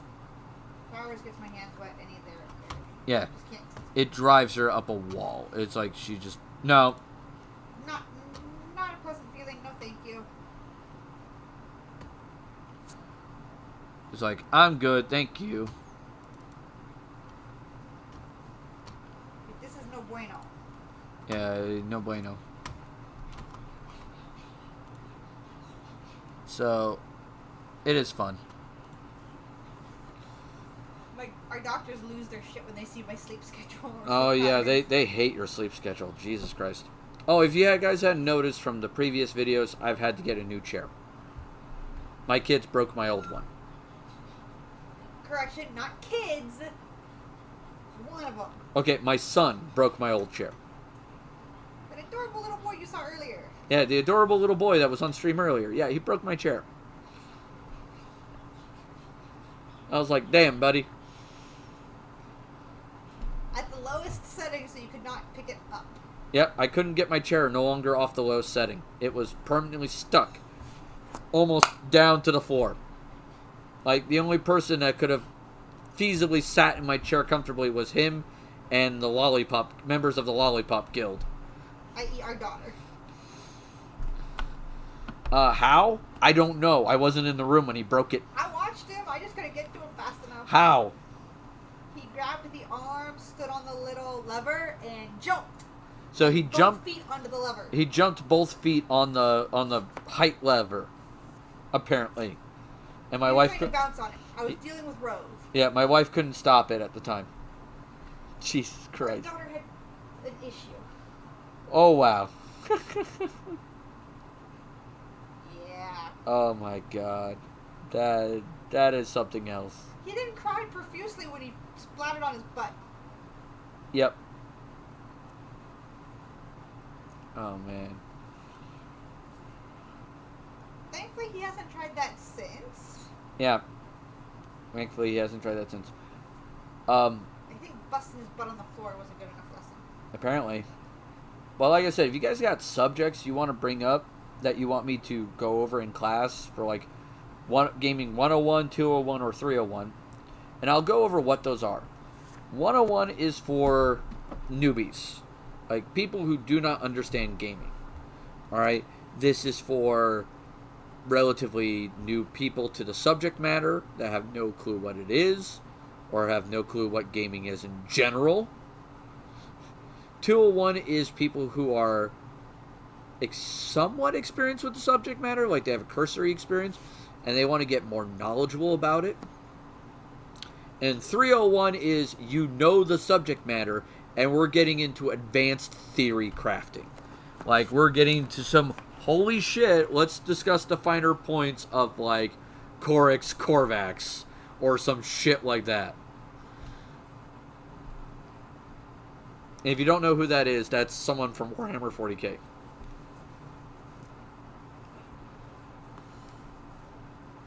Like, dear God, I could do that. Now, if, for example, I know King there knows Warhammer 40k very well, so I don't need to explain anything Warhammer 40k to him. But if anybody else ever wanted to learn 40k, I highly recommend 2 video series to learn 40k, unless you want me to teach 40k. And that is Bricky's Every Warhammer 40k Faction Explained, which if you want me to watch that with Anne, I'd be... No. That could be a No. thing. Nope. Nope. And that's if we get enough. How about this one? If we get a big enough donation to do it, would you do it? If someone paid enough money. I know that look. You're like, I don't want to do it, but I want the money. I have better things to do. Yeah, but money. Side job. This is mine. This is my side job. You can watch it. I don't have to. No, you. That's the whole point. You watch it with us. You don't want the running commentary. How fucking stupid are these people? That's the point. I will offend everybody from every faction with my opinion. That's the point. You can't offend everyone from every faction. They're all the bad guys. You forgot how easily offended people are and how obnoxious I can be when I think something's goddamn stupid. I think it would be great. I think you just going whole hog on how stupid the factions are in their actions would be hilarious. I don't. Why? It's a waste of my time and a headache. You're here anyway. You could be doing it while crocheting. There's nothing saying you can't be like crochet. Part of it's I'm afraid I'm going to throw something at your screen when I get pissed off enough at something and it'll break your screen. No. I know you better. You won't do that. I have before. No. The same one. Where's the pink one? I don't know. I don't see the pink one around me. But I think watching that could be kind of fun. That's one. The other one is... The other one is if the Emperor had a text-to-speech device, which I wouldn't make and watch that whole thing. There's too many videos. At least with the Bricky one, there's only 2 videos. Hey, if people are willing to pay money to watch you suffer, then so be it. Because they'll pay money to watch me suffer too. You put a song I hated on one of the things. I demand you put a noise effect you hate as retribution. Make her watch how the elves murder fuck someone into existence.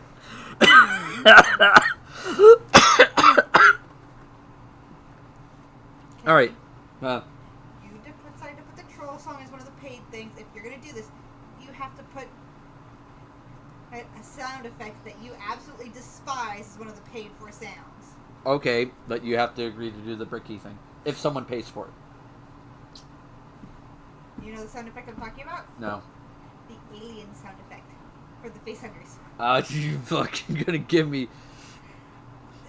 What?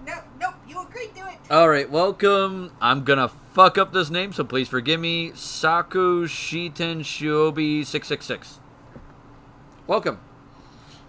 We are attempting to convince Anne to watch a video, and she's agreed to it on a couple of stipulations. One, enough money is paid. How much would you agree is the amount? I don't know. Sakushi Tenshi Boyo. Okay, my apologies. I butchered that to hell, but I'm really bad with doing that. Welcome to the channel. We are discussing. We've done the lesson, and now we're hit the Q&A and discussion part. Trying to convince your wife to do something she really doesn't want to do. Yeah, for a future lesson. Oh, that's not nice. Fine, it's fine. Translate to Little Angel Boyo. Little Angel Boy. Little Angel Boy. Cool. That's a sweet name. I would say, hun. What do you say? $5? $5, and I put that sound effect on, and make it the same price as the one you have, which is $2. For me to sit through that bullshit. Okay, it is one whole stream for that, so that's 2 hours. So for that, how much would you say is a fair price then? Figure that out later. I'm not thinking about that right now. I'm trying to figure it out now because there's someone who's willing to consider it. I am too tired, given what's been going on the last 2 weeks, to think about a number right now. My mother's coming in. I've got too much shit in my mind. Apparently she's too tired to think of a number. But she said a monetary number will be figured out, and I have to put the alien face huggers sound effect as a paid sound effect on my channel, which will give me PTSD. No, it won't. You won't give you PTSD. The video is in 2 parts, and each part is an hour long. Roughly.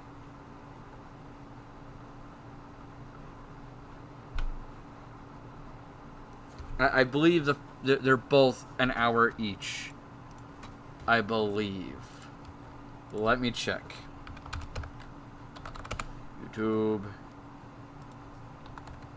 Every Warhammer 40k faction.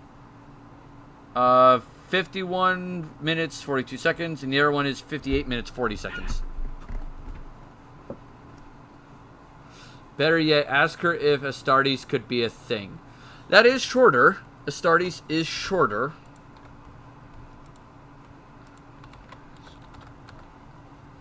And that's not as bad. How long is Astartes? Astartes is 13 minutes long. And you like the Space Marines.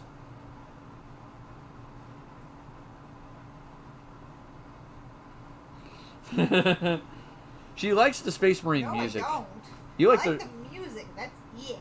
Yeah, she likes the Space Marine music. But the Astartes is like 13 minutes long.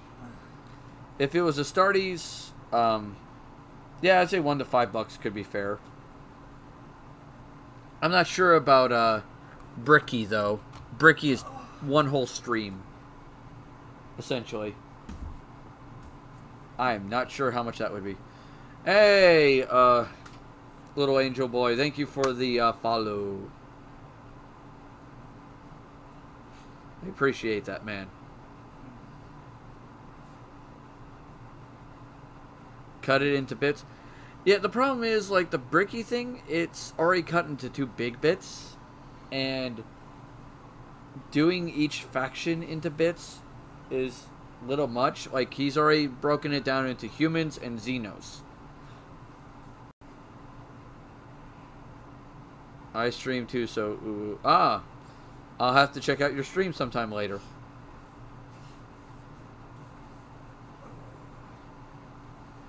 Do not make obnoxious comments. Okay. You're just stretching out. That's okay. My back needs to crack, and I can't get it to crack. Yeah. But I think, honestly, the Bricky thing could be fun. We could do that. If we had a decent enough donation. We just got to figure out what would be an acceptable donation for Anne. But that might be something after the mother-in-law is gone. Which is, she's coming next week. This weekend. Yeah, that's what I'm saying. So Next. Monday and Tuesday, you will not be streaming next Yeah, week. I will not be streaming next Monday or Tuesday. Those are going to be vacation days. Mom. Because mother-in-law's in town. And I do not want to get shot. Woman carries a Glock, and I don't want to experience it.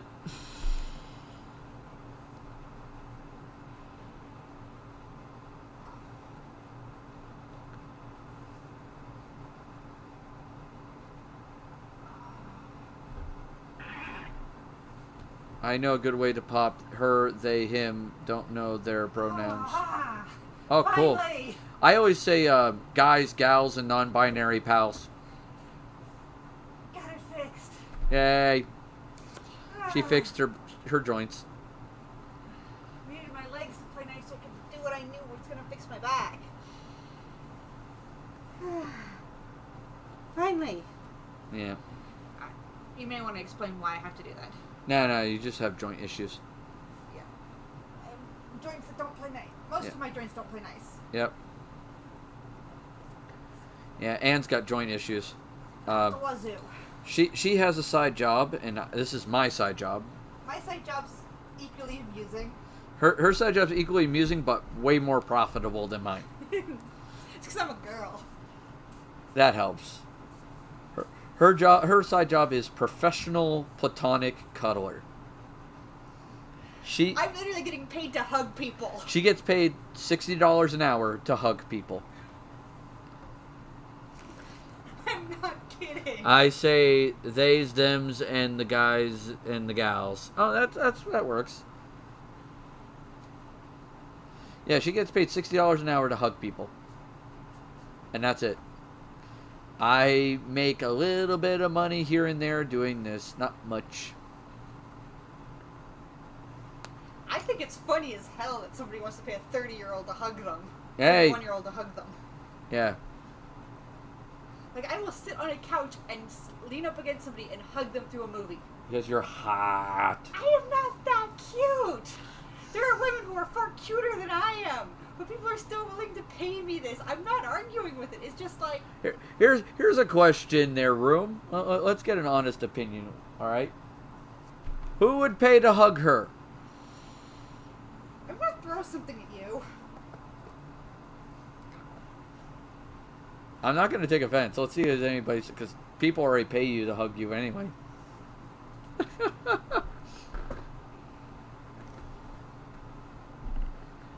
That makes my side job really awkward some days. It does, but It's just so funny.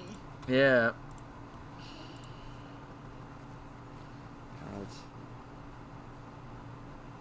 One of these days I should also list, like, all the games I own. I would, but I already like to give and get hugs. Yeah. So does she. She loves cuddles and hugs. And the problem with me is, while I do enjoy hugs and cuddles, I don't enjoy it as much as she does. Like, I don't enjoy the amount that she needs. My cuddle tank is never full. Her cuddle tank is never full. Ever. And so I'm like, I have done this stupid little comic thing where I've gone up to you and go beep, beep, beep, beep, beep. Yeah. It's just, there are times where I've just been like, I just can't. I can't. I'm done. I don't want to be touched right now. This has been a nice way to avoid. Alright. Good night, King. You sleep well, my friend. Hopefully you get plenty of rest. Given it is dark 30 in the morning, your time. Yeah, it's probably dark 30 in the morning his time. It's probably like 2 in the morning.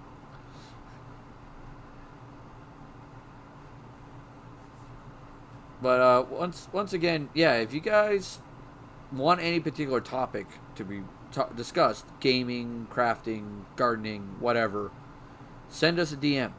Send us a message. And we'll add it to our list, and we'll discuss it, and we'll work on a script, and we'll pump out something. Alright? Depending on how much research I have to do, it may not be great, but I'll try my best. Alright? And I'll tell you if it falls into the Gaming 101 category, which is newbies, Gaming 201 category, which is intermediates, or 301 category, which is advanced theory crafting. And trust me, some of the advanced theory crafting is going to get wild. Like one guy's channel I've followed on TikTok now. It's names Ryan when no one or something like that. I forget what his TikTok is. I'll share it sometime later. Is your favorite spell a war crime? Yeah, mine is I'm a moody boy who will randomly lean on you and stare until I get hugs. Do I know this person? I swear to God, I must know this person. And it's like going, do I know this person? That sounds familiar. It sounds like my friend Daisuke. It sounds like her friend Daisuke. But no, this guy, God, what is his name? Give me a second. TikTok. See if I can find this guy. I'll at least share one of his, because it's worthwhile. Alright, let me get to in-game. And instead of game capture, we will add, just chatting. Grab display capture, copy, paste reference. Oh no, I don't want to paste reference. Damn it. Remove. Yeah, display capture. Okay, cool. We're gonna add display capture. Which one is it? Yeah, I'm working on it. Ah! Oh, what the fuck? You just inceptioned it. Yes, I did. What? Oh, god damn it. There we go. There we go. Oh, Jesus. And I want to put you with game capture. Alright. There we go. Alright, so... Hi there. Sorry about that. I inceptioned that for a second. Alright. Charging battery. Oh, charge battery this. Alright. Dan Pulum rhymes with 1. Alright. What is this? Okay. Rising number of people continue to ask for, is your favorite D&D spell a war crime? Today's spell is brought to you by Chaotic Homo Sapien, who... Alright. Let's see. Let's go with his one. This is called Sickening Radiance. Alright, this is a good one, and I highly recommend this guy. Alright. Hello and welcome back to your favorite series that 112 people have asked for. I don't think you're actually counting. Okay, you're not wrong. Is your favorite D&D spell a war crime? Today's question is brought to you by Nightmare12303, who wants to know what I think is the absolute worst war crime spell. Well, you might assume I might go for something destructive like Meteor Swarm. I'm actually going to go for every something D&D spell's war much crime. simpler, but a lot worse. Please allow me to introduce you to Sickening Radiance. This 4th level conjuration spell creates a green light in 30-foot radius sphere that forces you to make a con save or take 4d10 radiant damage. If that weren't bad enough, you also start glowing green and take a point of exhaustion. By the way, does these things. Now, people have a tendency to think of radiant damage as something holy, but in this case, it's obviously fallout. You can somehow survive the massive damage it outputs and try to run away. Notice this moonlight microwave wants to stop you from doing that. It's like someone tells you you're playing red light, green light, but what you're actually playing is stop, drop, and evaporate. Ignoring damage, that exhaustion effect could kill you in 36 seconds, but this spell lasts for 10 minutes. The only saving grace is the effects end when the spell does, meaning I guess your corpse won't be irradiated for eternity. Hello and welcome back. So, yeah, that's his channel. I oh my god, recommend this guy. This guy is hilarious. So it's Dan, rhymes with 1, Dan Pulum. And he has a whole video series talking about, is your favorite D&D spell a war crime? Because he's done a lot of studies into the Geneva Conventions, things of that nature. General consensus is yes. More often than not, your favorite D&D spell is a war crime. Very few exceptions to that rule, but more often than not... Cure disease, Yeah. remove inflictions. Yeah. Technically, they're not war crimes. Yeah, there are a lot of war crimes. But there was one that someone pointed out, and it's like, tell me your D&D party is screwed without telling me your D&D party is screwed.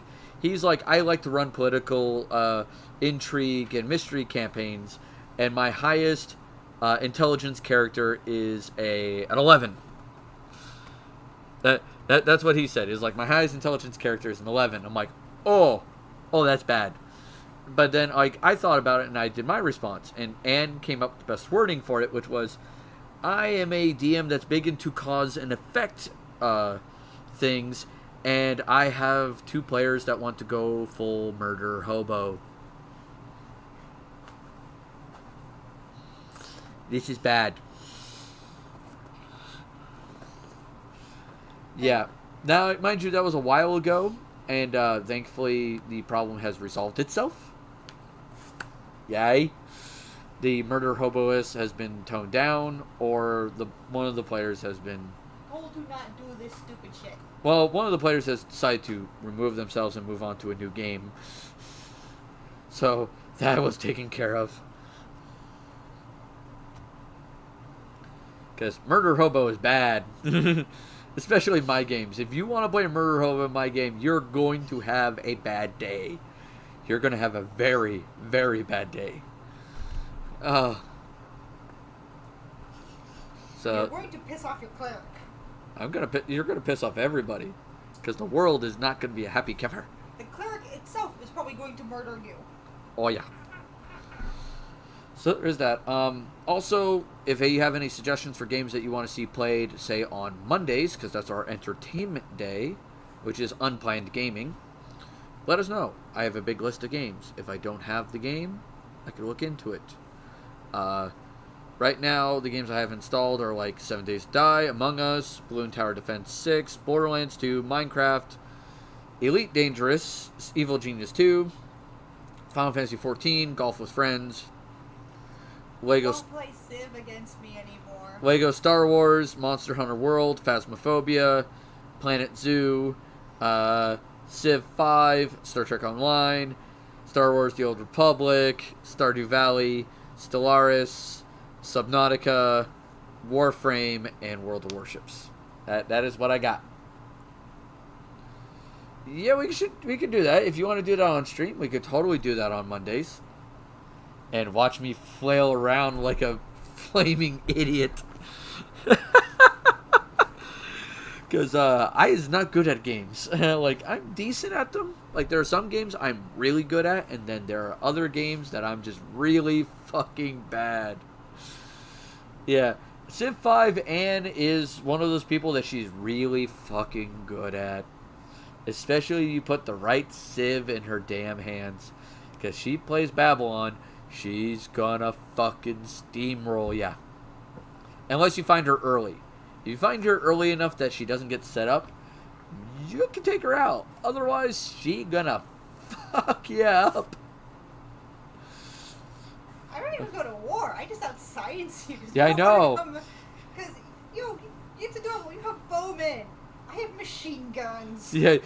Like, you remember those pictures that, like, occasionally came up where it was like, go let me say, where's a good example?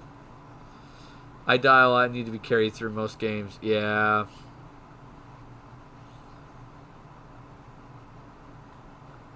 Where is a good example? However, trying to put me in a two-player thing for Halo, I am going to die every 5 minutes. Yeah, you put her in Halo, she's not going to do well. I think this picture is a good example of what happens. Like, you're the little guys in the center with maybe, if you're lucky, riflemen. She has, like, killer fucking death robots. Like, hi, buddy. How's it going? And stealth bombers. And stealth bombers. Like, hey, bud. How's it going? It's like, fuck. Riflemen, I have nukes. Yeah. It's like, fuck. It's like you're about to have a horrible day. Or I make you my friend. I make some really big military power my friend and fund their army. Yeah. You're meanwhile running around with, like, simple, like, machine gunners, and she's running around with, like, fucking this. It's like, hi. Oh, shit. That's a little big. Oh, and the couple games that I just kind of funded you while you weren't paying attention, and then was like, oh, by the way, you realize what I'm doing, right, as I'm putting the Apollo project together, and you can't get to me before I launch the Apollo project. If you can't see it right now in the small picture, I made the picture bigger. There's this teeny little dude right here. Like, right fucking here. That's you.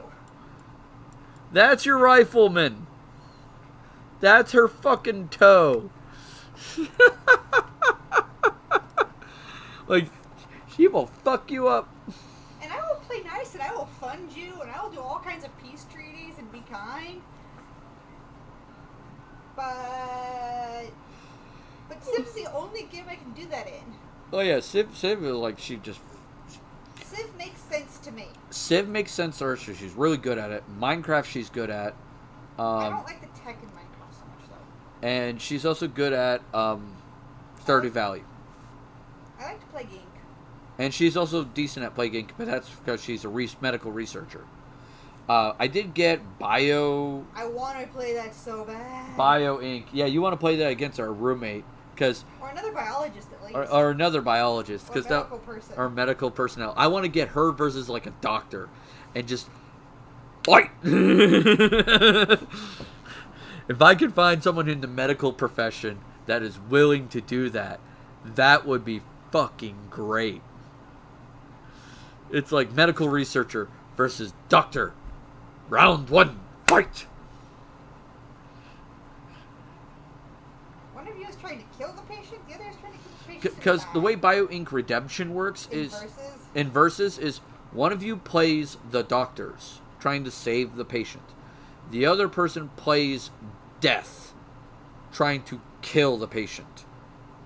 You're not a disease. You're just death, trying to cause as many like negative effects, trying to kill the patient, and the doctor's trying to cure the patient and get them to live as long as humanly possible. And as healthily as possible. And healthily as possible. And it is fun. So, killing someone with obesity and things like syphilis are a thing. Yeah, you can kill someone with syphilis. I think. I don't remember. No, you can. Someone did it. I haven't played yet because I haven't found somebody I haven't had the time to play. I watched a guy called, is it Gray Still Plays or something? I forget what his name is. He did it and he killed someone with sexually transmitted diseases. Like syphilis. He killed him with syphilis. I was like, okay. It's like, that's a messed up. Okay, given how I play Plague Inc. and have my preferred method of mass euthanasia of the world. Yep. Alright, I'm going to test this and see how well this works. Organ failure and coma. I'm going to try this. Redeem. Here we go. Is this going to work? Or is it Did it play? No, it didn't play. I didn't hear anything. Did you hear Leroy Jenkins? I have you on mute. Oh, god fucking damn it. I did not hear anything.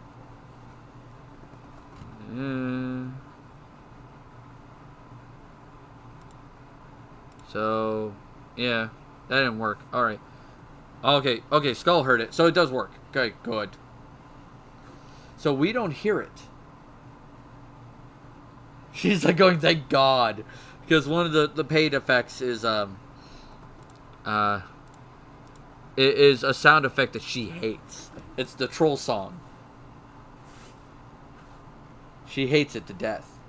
And I made it a $2 donation for every time you want to hear it. Because the reason why I did a $2 donation is because I'm going to get hit every time the fucking thing plays. So, there is that. Let me check something here. Oh, no, that ain't it. Sound settings. Maybe I... Hi. So, it's on default. With this thing. Yeah. Alright, so maybe it's a setting in here. Maybe? Audio. Desktop audio. Hey! Hey! Stop it. Ow, ow. Stop poking me. Stop it. Poking me. Poking me. Hey. Ow. Pain. I'm getting hit with my own sword. That's what I use for like amp guard and stuff. Alright. So, whatever topic you guys want us to talk about and discuss. Within reason. Within reason. The next tabletop Tuesday will be the 22nd. And the next Unplanned Gaming is the 21st. Next Unplanned Gaming is going to be Among Us. And it's going to be... I'm inviting as many people as I can into the voice chat who want to play it. I've never played. Anne's never played. She's playing, and she's going to be on Discord with us. And I'm going to be playing. I'm going to be on Discord. I'm going to be streaming. And I'm going to grab as many people as I can. So if you want in, you message me. Alright? Because I want a full group. You got to have Discord. You got to have vocal chat. Because that's when we're going to be discussing the meetings in Discord. Alright? That is the big deal. Red is always sus, because red is Ruby. They're always going to say... Like, apparently red is always sus, because that's me. So, I know enough about this game to know that. Mind you, the reason why we're doing that is because we can scream about it because the kids will not be home. And it'll be fun. I can cuss my head off and not have to worry about a little kid repeating me. Now, Because they don't repeat you. If I say it once, it is a new word learned. Yeah, I curse like a sailor. Kids don't learn anything. She says the curse word once. Kids like it's like Skyrim. Power word learned. It's like Fucking great. I love kids.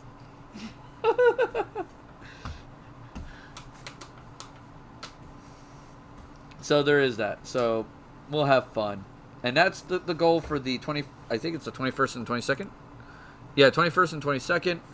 So the 22nd, if I don't get any direction on what we're going to be discussing at Tabletop Tuesday... I'm taking over. You're okay. You got something in mind?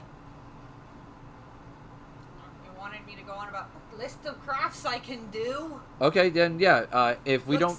Points at towers of crafting equipment. If we don't get any direction on Tuesday, then Anne will discuss her crafting. She'll sit right next to me, and she'll discuss her Right crafting. next to you, I'm stealing your goddamn chair. I would like to use my computer. You want me in front of the camera? I'm stealing the chair. And you can use the laptop. I hate the laptop. It doesn't work right. It's because it doesn't like you. It likes me. Which I is know. surprising for tech. Yeah. I plan on using my computer, and she'll be right next to us. I'll make sure she has a computer. I'm debating buying a beanbag chair for our new house. That's probably wise. For me to curl a big deal. Alright, with that being said, thank you for attending the stream. You guys, make sure you take care of yourselves. Make sure you take care of your life, your mental health, all of that Take care jazz. of yourself. Alright, you are loved, you are cared for. Alright, someone in your life has to love you. I guarantee it. Alright, no one is unloved. Alright, Unless you're a serial killer. yeah, well, excluding serial killers. Alright, let's not and talk about that. heinous crimes. Alright. But you're cared for. We care for you. Alright. And if you need someone, we'll at least try to listen to the best of our ability. We are here. I have become dead mother to so many people, it's not even funny. Yeah, Anne is den mother to so many people. And I am therapist to so many people. It's insane. So, we are here. We are in here. We'll listen. Alright. However, I will tell you the truth if you're being goddamn stupid. So you guys take care of yourselves. You have fun doing whatever hobby you're doing. Okay? Toodles.